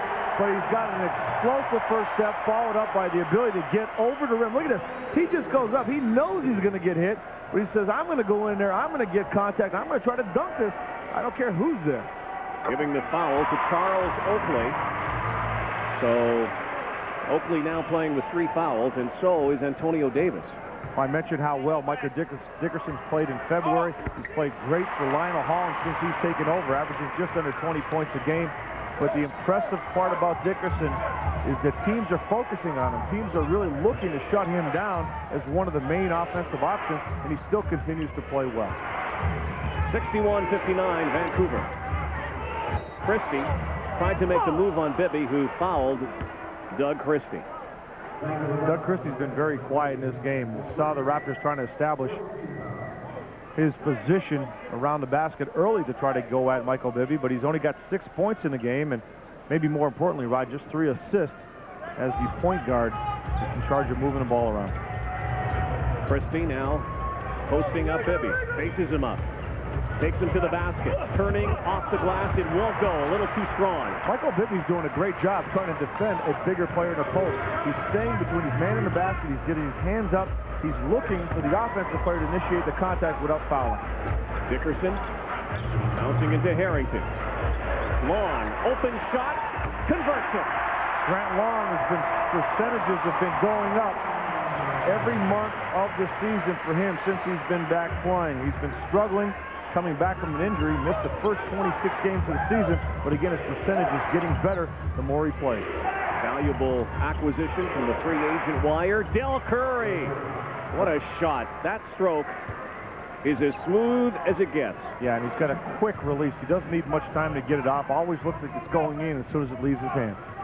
Still a 2-point lead. Close game here at GM Place. Bibby on the pick. Christie, a block. Doug Christie's done a lot of that lately. Block knocked out of bounds. Toronto ball. Yeah, Doug Christie's averaged 4 blocks a game. His last 3 games had 7 blocks against the Chicago Bulls last week, and that's just good reaction right there, stepping up on Michael Bibby. Not many point guards have 7 blocks in one game. Have 7 blocks in a season. That's right. Not many point guards are looking to post up the other point guard. as often as Doug Christie does. And that's why for Butch Carter, it's not a bad option to put him there. Again, less likely to get a little erratic offensively, and he poses so many matchup problems, and defensively he's quick enough to cover just about anybody. 63-61. Oakley again. Open. No, not that time. Waited too long and he knew it. He had the shot, hesitated, took his rhythm away. 3.5 minutes to go here in the third quarter. Fella Harrington. Grant Long. That one should have gone. It looks like Vince Carter will be whistled for another infraction on Sharif Abdur-Rahim. And for Carter, another personal foul. So the Raptors getting into some foul trouble here in the third quarter. For Vince, that's number 3. Well, Stu Jackson talked about Abdur-Rahim, how he's a more well-rounded player. And that time, his teammates had the ball. His teammates were taking a shot. Grant Long with the shot at the foul line. And what Abdur-Rahim did, just say, hey, you know what? I know he's going to shoot the ball. I'm not going to wait for the shot to be taken. I'm going to establish my position, be waiting for that ball to come off the rim. And that's why Vince Carter picks up his third. You know, I said earlier that the Grizzlies last year could have been one of the teams that could have obtained Vince Carter in the draft. Well, the Toronto Raptors a few years ago could have been the team that obtained Sharif Abdur-Rahim. That's right. They elected to take Marcus Camby instead, who's now playing with the New York Knicks. A lot of twists and turns in building a franchise, Rod. Really? Of course, having Marcus Camby allowed the Raptors to get Charles Oakley from the mix, and everybody knows what value he's brought to this team. Carter. Pick and roll to Oakley. That time, quick shot. That's the shot of Charles Oakley. Gets it, lets it go, and normally hits it. 12 points now. Now, I told you it took a little bit too long in the last shot. That shot was even a little quicker than Charles normally takes on his shot as far as time goes, but he's feeling it, and he's willing to let it go. Under 3 minutes to go here in the third quarter. 64-63 Vancouver. Christie and Obina Akizi battling, and Doug Christie whistled for a foul. Obina Akizi is into the game, the former star from Maryland, getting much more playing time with Bryant Reeves out of the lineup. 1 point Grizzly lead. We'll step aside. The Portland Trailblazers, who beat the Grizzlies on Friday, will host the Raptors. That's tomorrow night in the Toronto area. Regional basketball on Sportsnet. John Saunders and Leo Routens with the call, and Tom Glasgow and Al Chris Manson.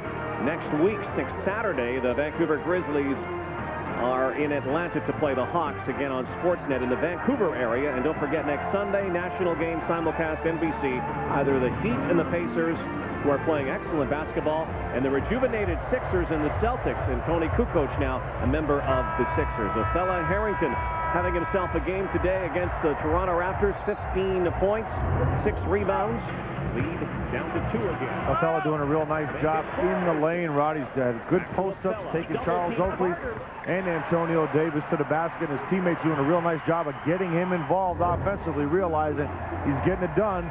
Give him the rock. Fella Harrington came over in the big trade with the Houston Rockets, of course. He was a Rocket last year when Steve Francis did not want to play with the Grizzlies.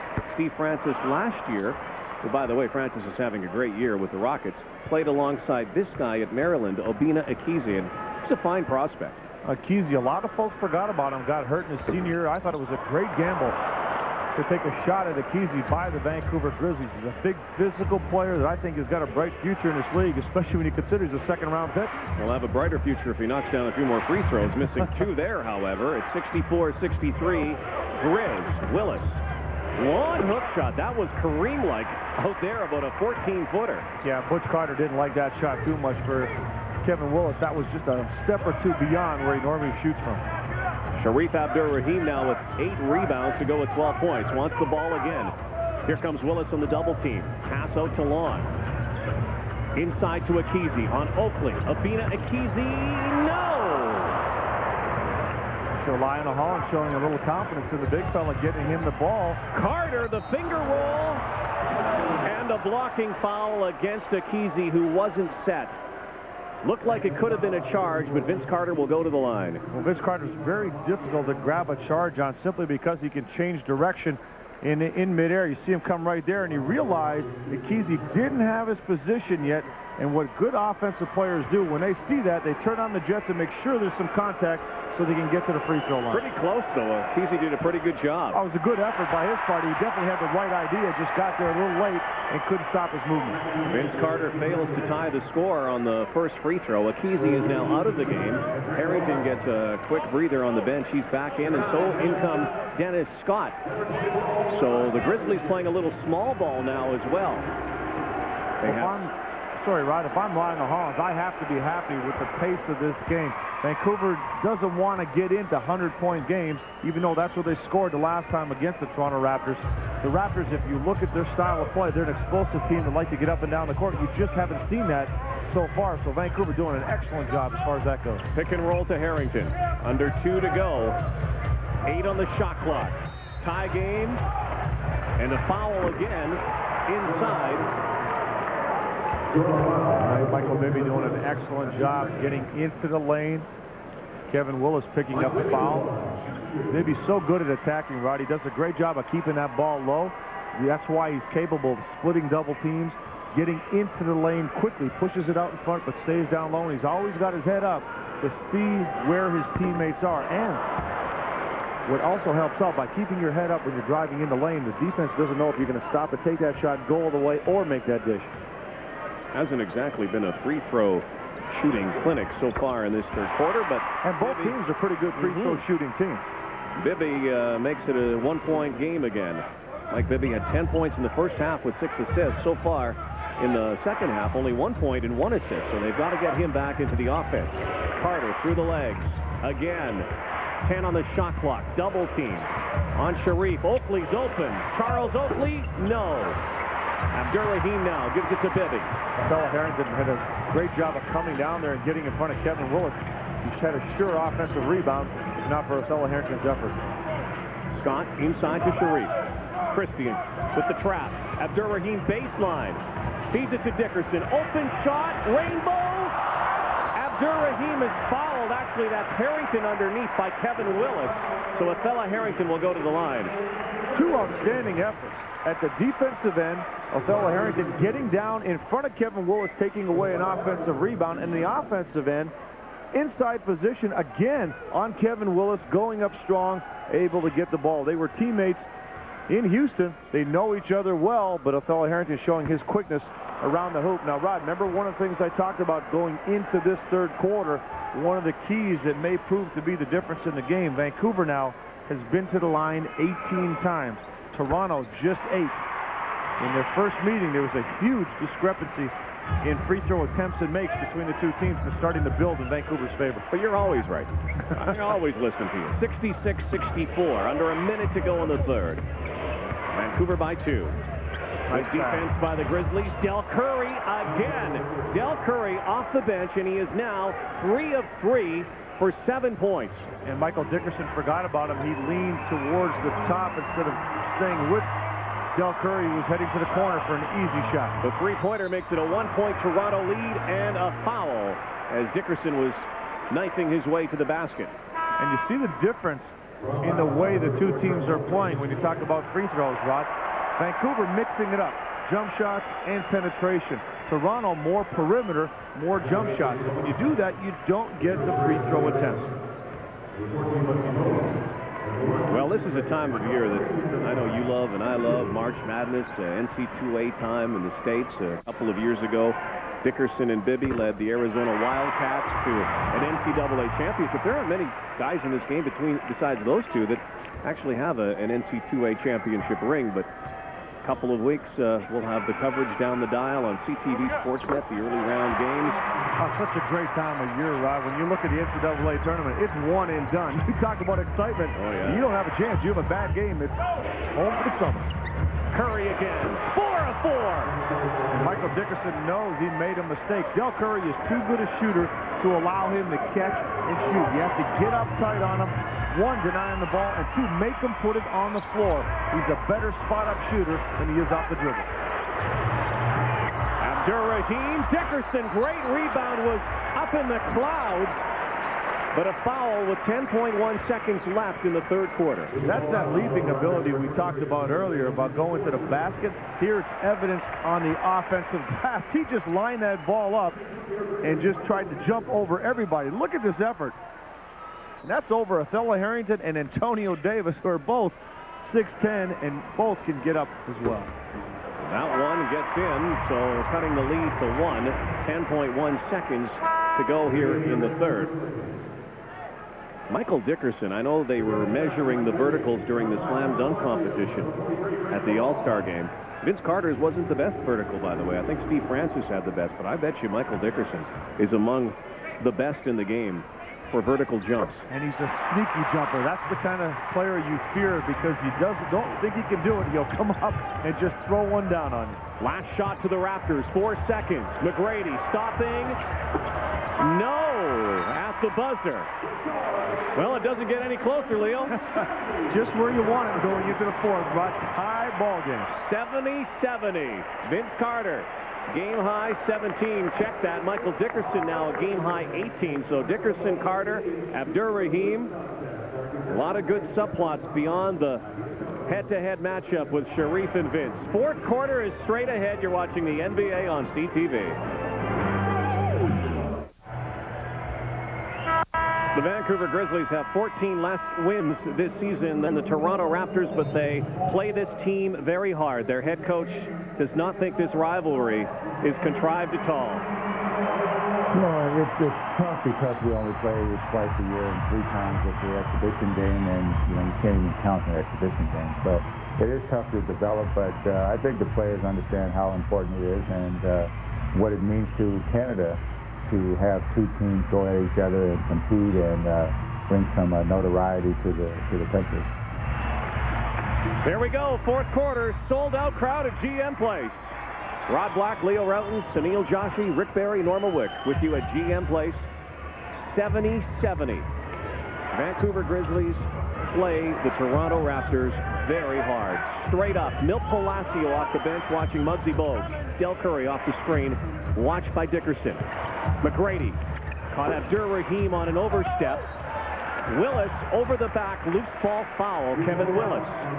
And another foul. That's the 4th foul on Kevin Willis and against the Toronto Raptors simply because Vancouver establishing excellent position. Now, you think free throws are important, Rod?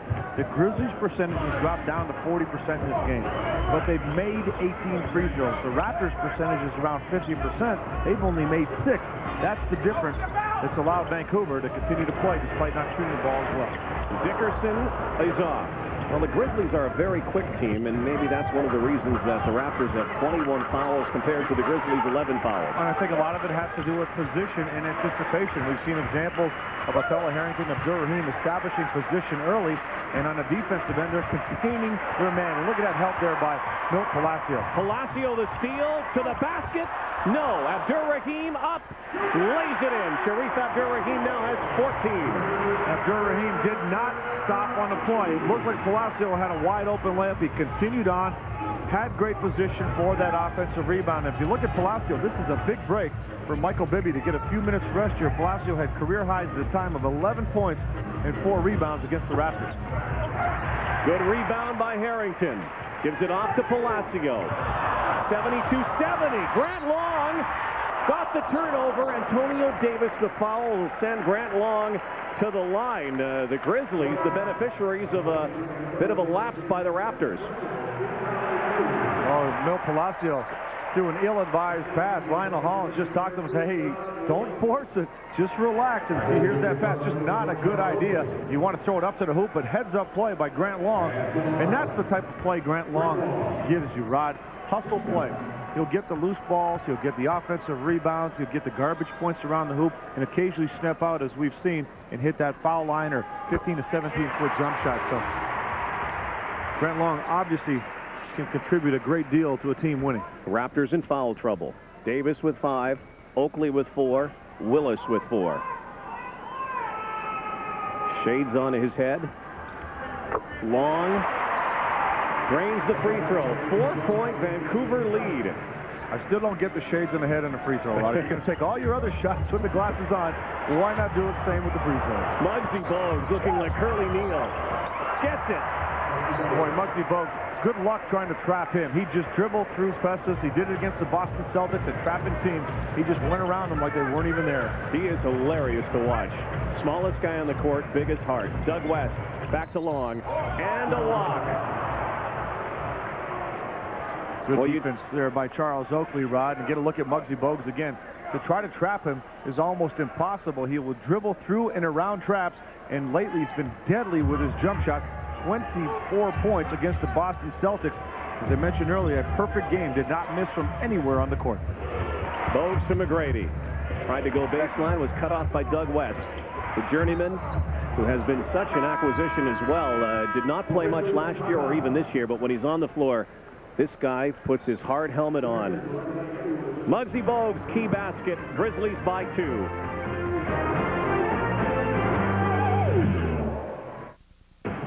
CTV Sports presentation of the NBA on CTV, sponsored by Nike, proud supporters of Canada basketball, and by Pontiac, built for drivers.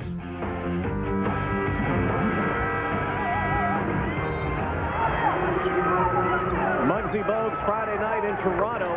Perfect night. 6 of 6 from the field, 8 of 8 from the line. Rick Pitino was giving him the shot after the game.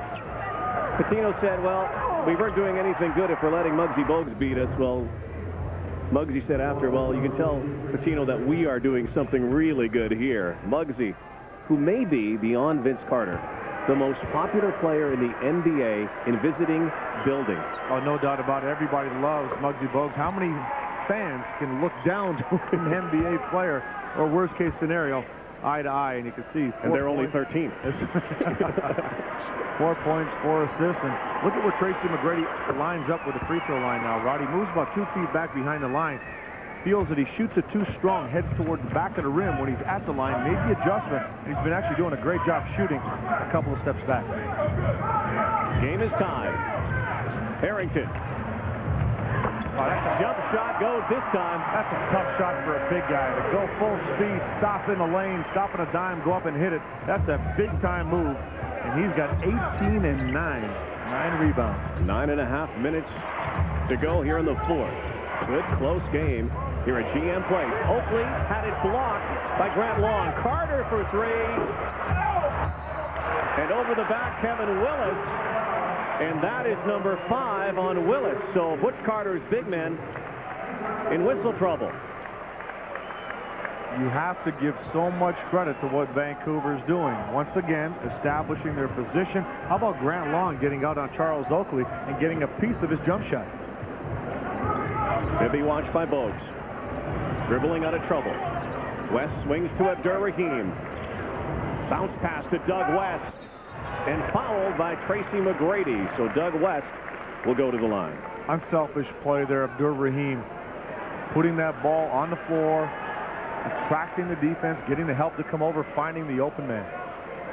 Actually, they are not giving it to McGrady. In fact, it's a loose ball foul. It was away from the play. It looked like a McGrady foul at first. They called Kevin Willis. And there is a critical blow to the Raptors' fortunes. Willis is now out of the game. And Butch Carter saving, since there's just under 9 minutes to go here, saving Antonio Davis on the bench. And this is going to make the Toronto Raptors a very small team on the floor. We have a sprint now. Small ball against small ball here. Raptors normally would have the use of Michael Stewart to come in off the bench in a situation like this. Bad pass by Abdur-Rahim. But Michael Stewart's been put on the injured list with a sprained knee, so he's not eligible to play. McGrady almost lost his footing. Abdur-Rahim has done a nice job on Vince Carter. Reverse lay-in, no. Vince Carter will go to the line. Currently with 17 points. Yeah, Vince Carter only 13 shots in this game. He's a player that you want to have the ball in his hands a great deal more than he's had. And you can see as soon as he's put on the floor right there, there's good help. Othello Harrington coming over, although a little late. But the right idea is there. You want to come over and trap and force him to give it up, make somebody else hit a shot.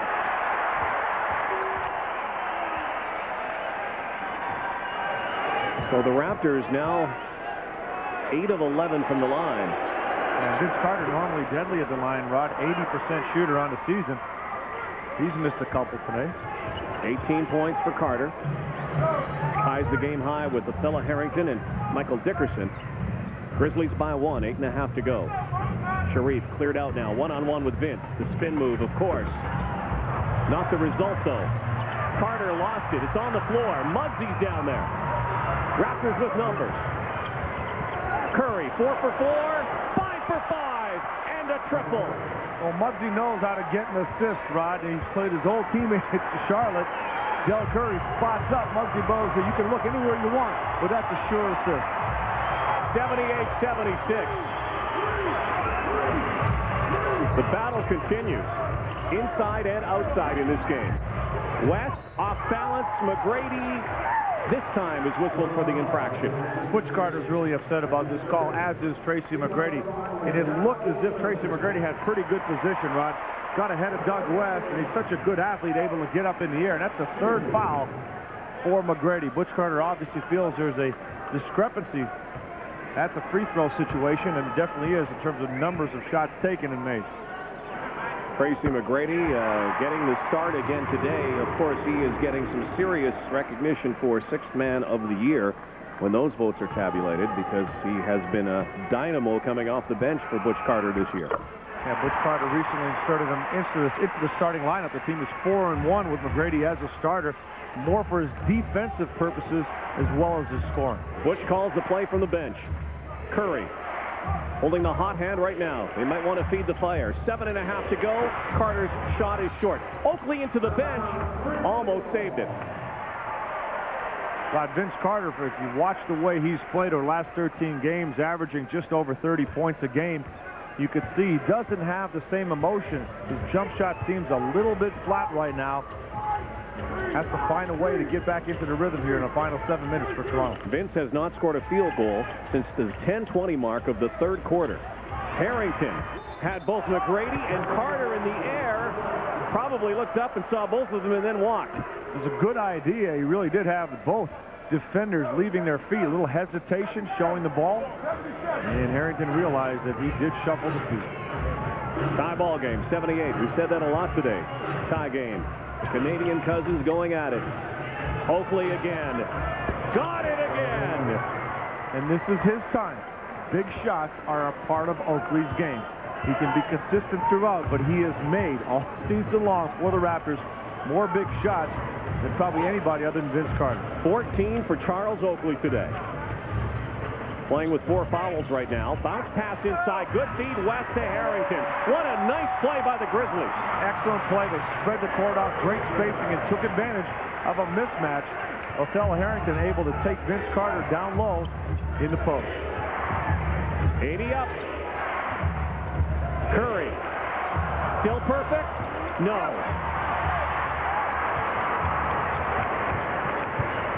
Abdur-Rahim bringing the ball up the court.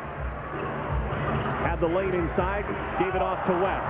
That shot couldn't go. Muggsy now to Vince Carter. Feed to McGrady, baseline, short. Carter battling for the rebound, knocked out of bounds by Vancouver. Timeout on the floor. 6:08 to go in the fourth. The Canadian showdown living up to the billing. 80 apiece here at GM Place in Vancouver.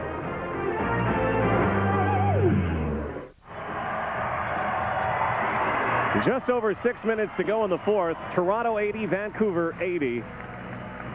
Grizzlies getting outscored on the bench right now. But come winning time, they've been finding a way to win lately. I think that the young guys are still learning the NBA lifestyle.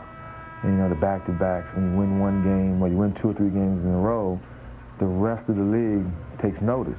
So they realize when a young team comes in that's winning a couple games, they pick up their level of play. But before, say Vancouver's coming in, oh, that's the easy win, you ain't got to play hard. But now the young guys are playing harder, learning how to win.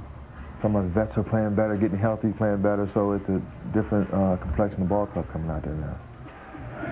Rod, when you talk about a different complexion of club, look at this guy right here, Michael Dickerson. He's just been such a positive factor all season long for Vancouver, just getting better and better as the season goes along. And you talk about life in the NBA and back-to-backs. What a road trip coming up for the Grizzlies. They have back-to-backs coming up on an East Coast swing.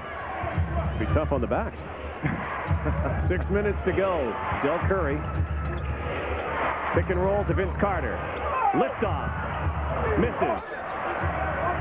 Rod, see Vince Carter, the effort made to try to get a shot off.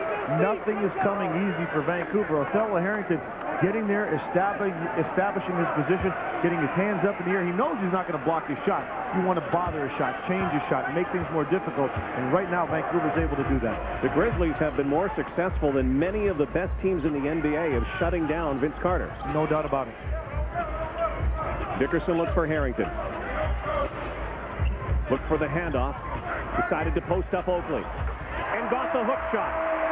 See, Othello Harrington feels very confident that he can shoot over Charles Oakley. He's shown that throughout the game. And the key is get that shot off quickly. Establish position, make your move, and get it up before any help can come into the post area. 82-80. What a wild ride this has been this afternoon. Dick Abdur-Rahim knocked it out of bounds. Abdur-Rahim getting called for the foul.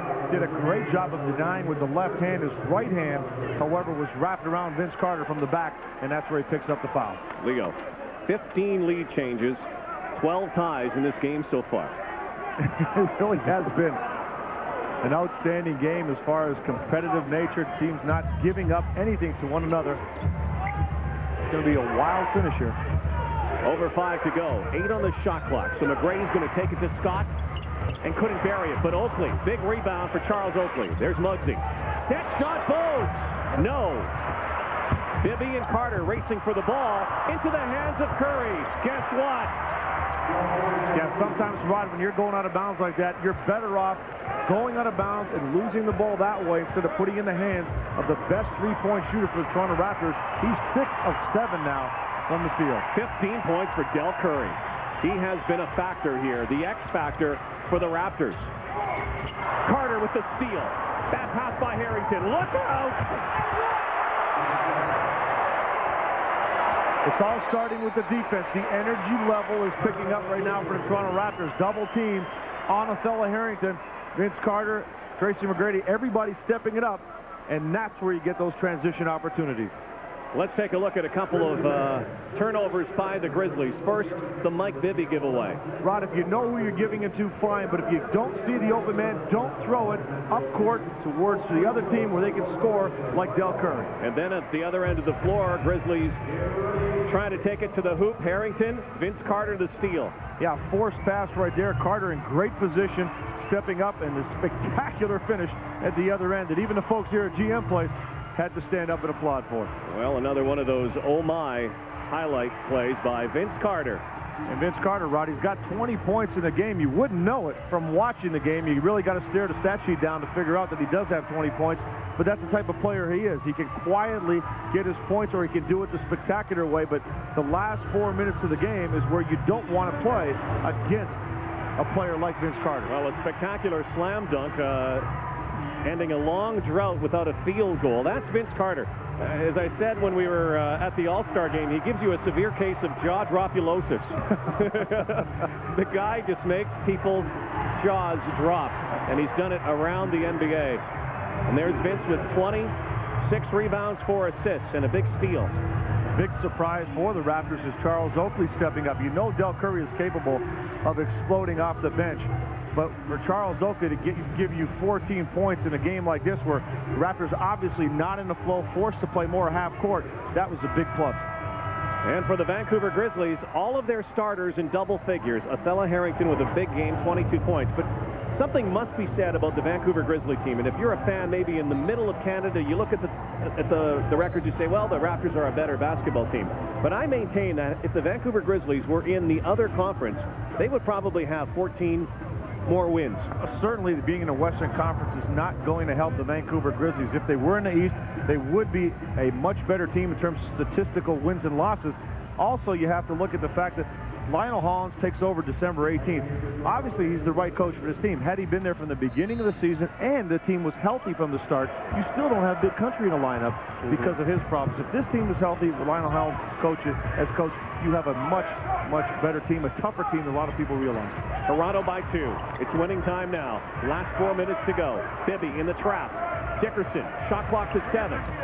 Harrington is fouled, and it doesn't go. Almost had the three-point play. So Harrington will shoot 2, a chance to tie the game back up. Now, last time he had the ball, the Raptors were able to get down there quickly on the double team. This time, Othello Harrington making his move before anybody can get there to help Charles Oakley out. And Oakley's had his hands full trying to defend.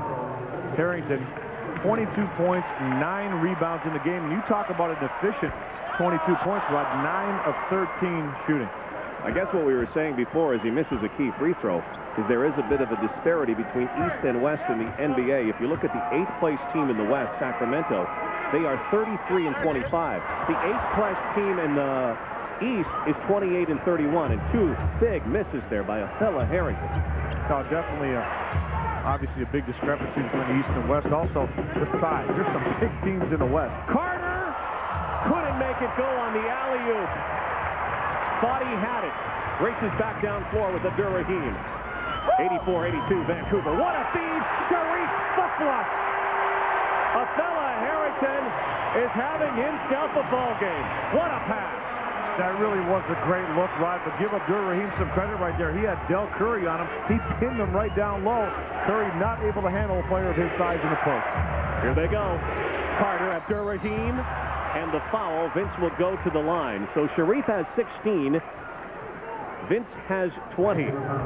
Abdur-Rahim contributing in other areas too. 12 rebounds, 5 assists, and nice move right here. Good pass from Oakley to Vince Carter. Normally you don't see him miss those shots, but look at that pass. See the pin down right there underneath the basket. Abdur-Rahim has Del Curry, and Del Curry says, you know, I blew it. I should have been ahead of him. I should have stayed in front of him. Anything. You just don't allow a guy to pin you down like that. You would think at this point of the game, as Carter just gets the roll, you'd look to the fire like a Del Curry, who has been hitting baskets left and right. But this team has shown over the last season, maybe the last few weeks, this is Vince Carter time. Fourth quarter Carter. Exactly. And Vince Carter time also means getting to the line. He's been to the line 8 times in this game, which is huge in terms of the numbers and the difference of the free throw line. But Vince Carter knows you're not just going to win the game shooting jump shots. You have to try to find a way to get to the basket. 86-84, Toronto. Harrington playing catch with Dennis Scott. Face up. No. Abdur-Rahim again. And he couldn't get the basket to drop, but he will shoot 2. His positioning.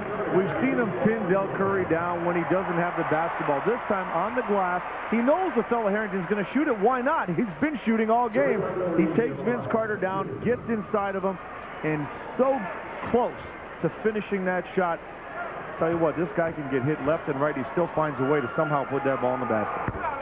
Boy, free throws are going to prove crucial right now, and the Grizzlies just aren't hitting them. The Raptors won a big game in Boston last Wednesday simply because Vitaly Potapico missed 6 free throws in the last couple of minutes of that game. You don't want to miss these free throws. You have to take advantage of your opportunities at the line, and shaky as it was, at least that one went down. Let's go to Norma Wick. Thanks, Rod. Well, before the game, Butch Carter said he hoped the whistle blew often, and he also said that the team that made it to the free throw line 30 to 35 times was going to win this game. That was 31 for the Grizzlies. Oh, Vince Carter with another gravity-defying hanger in the air.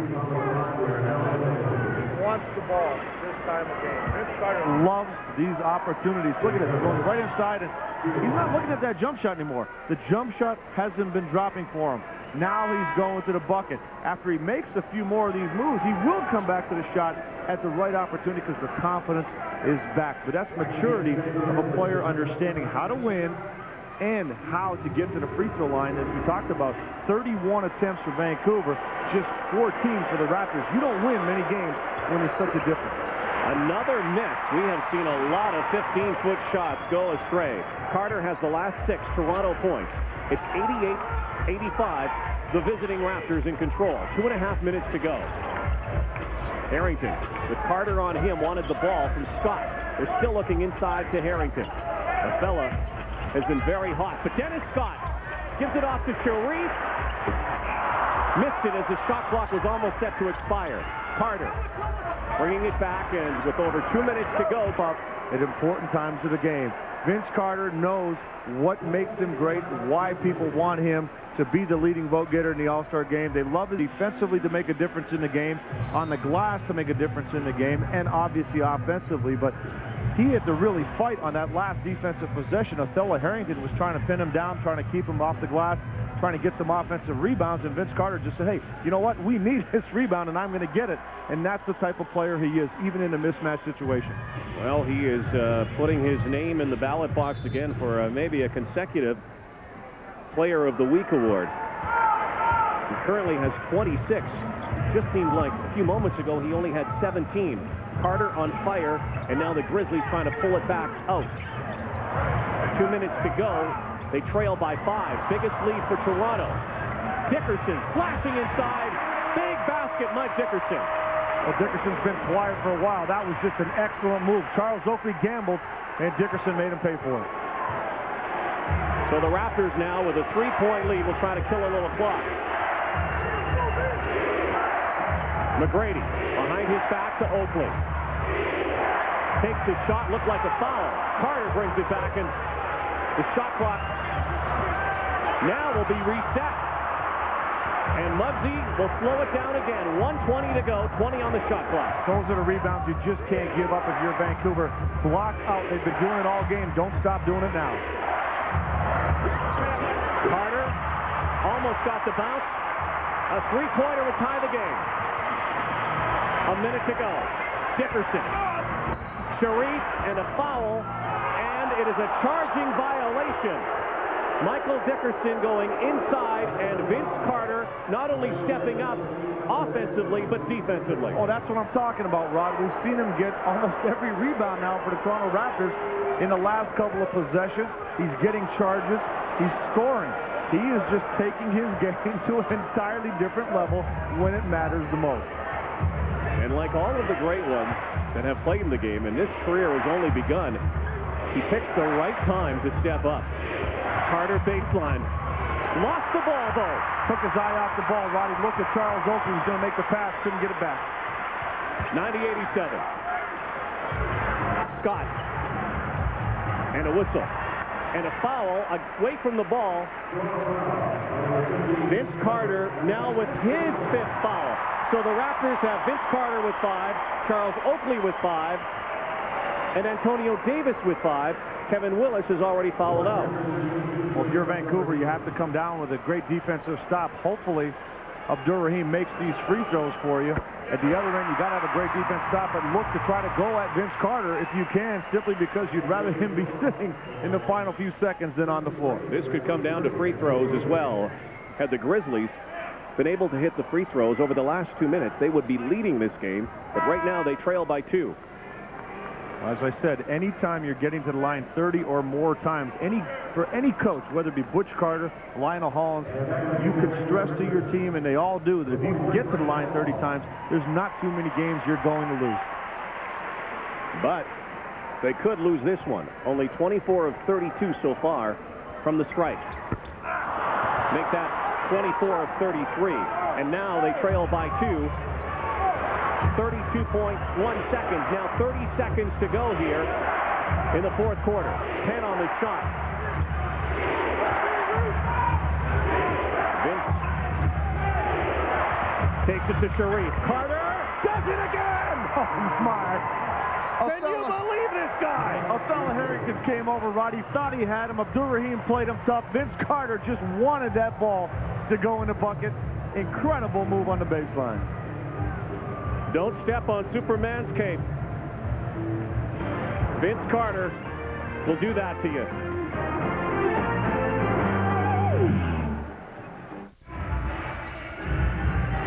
Let's tap in and review our IBM Advanced Scout keys to this game. Well, Rod, Vancouver was able to have a solid first quarter, and that enabled the crowd to stay in this game. They sustained it throughout the rest of the game. Transition defense, fast break points. Toronto a slight edge. Vancouver doing the better job at the three-point line, but again, neither a factor. The free throws the big difference in this game. Vancouver stepping up, but unfortunately there's one other factor that we didn't put down. 2 words. That's Vince Carter stepping up and making the difference. Well, free throws are a key. In the final 4 minutes, Leo, so far, the Grizzlies only 2 of 6 from the line.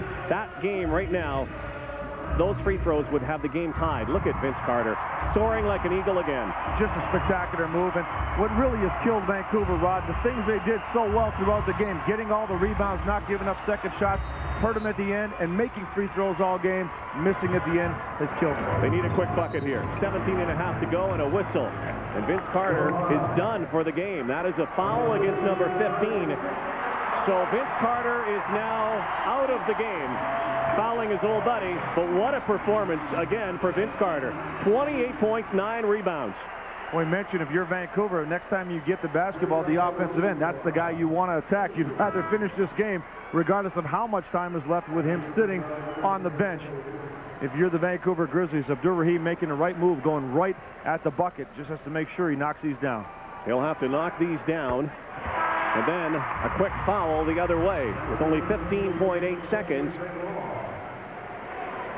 And the Raptors with some pretty good free throw shooters on the floor. The guy you probably might want to foul is Tracy McGrady. But Tracy McGrady's made some adjustments to his shot stepping back, so he's pretty confident. But what a solid game Abdur-Rahim has had here, Rod. Except for the free throws down the stretch, which, again, are so critical. There's the guy you don't want to foul, Muggsy Bogues. Best free throw shooter on the Raptors, over 90%. He doesn't have enough attempts to be among the league leaders, but he would be second in the NBA right now behind Jeff Hornacek had he been able to qualify for it. And the thing about Muggsy Bogues in this situation is Vince Carter looks on and says, come on, Muggsy, take us home, big fella. The important thing is Muggsy wants the basketball, Rod. He will dribble through traps and presses right now, and he will give it up because he understands you don't want to try to take chances, but he wants to get fouled because he believes he can step to the line and ice this game. If your primary ball handler has that confidence and has the ability to ice the game at the free throw line, that is a huge advantage. Hey, there is a rare miss by Muggsy Bogues. What do they say? Free throw shooting is contagious, right? This has not been a clinic on free throw shooting today. The Grizzlies only 3 of 8 over the last 4 minutes. 93-89 Toronto. Again, this lifetime series between these two teams, 4 wins apiece. They only played once last year. So if a Raptor victory does indeed happen today, Toronto would even the season series with the Grizzlies, and no team has swept a season series. So it goes to show you the expansion teams over the years, despite their disparaging records. Well, for Vancouver, this would be an unfortunate game to lose as well as they played. They played the Lakers very well, Rod. Lionel Hollins is saying they played a solid game there, played pretty good against Portland, one of the top teams in the league. With about a minute to go, we're able to get that game down to almost 4 points. That Othello Harrington made a dunk instead of getting it off the back rim. Played okay against Sacramento. This is a team that's played pretty good against some very, very good teams. And this is a game, really, if they continue to play the way they played all game, would have won. And Vince Carter saying, hey, guys, it was just a touch foul. You can't foul me out like that. But the rules are pretty clear, Rod. We touched on it earlier. Above the free throw line extended, the offensive player has the ball, and he's facing the basket. You cannot put a hand on him. There's the matchup, as we mentioned. It goes back to high school, Abdur-Rahim and Vince Carter. And as Butch Carter continues to tell everybody, the legend of this guy continues to grow. Everywhere you go in the NBA, you see Vince Carter jerseys in the stands, not just at the Air Canada Centre. Don't forget, Sports Central will have a wrap-up from here. Busy day on the links and on the rinks. Jeff Hutchinson down the dial on CTV Sportsnet. That's coming up on Sports Central. Rod, you talk about the Toronto Raptors. If they're able to continue on and win this game, if they play just 500 ball the rest of the season, and they haven't had a month where they've played less than 500 ball, they're on pace to win about 45, 46 games, which would put them not only in the playoffs, but in great playoff position. So the Grizzlies need another quick score here. Bibby gets the ball. Abdur-Rahim is open. Decides to go to the basket. 8 seconds, knocked out of bounds. 7.6 left now. Rod, we talked about a possible fatigue factor with Michael Bibby in the first half. Remember, he did a great job moving the ball, 10.6 assists. In the second half, 1 point, just 2 assists. But he's also played 46 minutes. Abdur-Rahim for 3. Got it! He got it!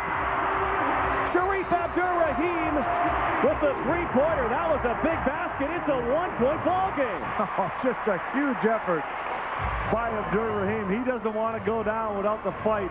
22 points, 14 rebounds, 5 assists for the future. This baby isn't over yet. 93-92.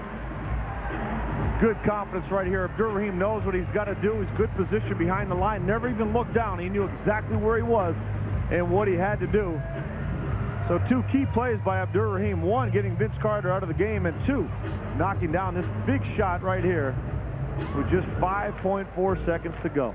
So a week that saw Vince get a buzzer beater. Maybe the Grizzlies have one of their own in store. They're going to need another foul. 5.4 seconds, or certainly a turnover. They'll play the Raptors very tightly.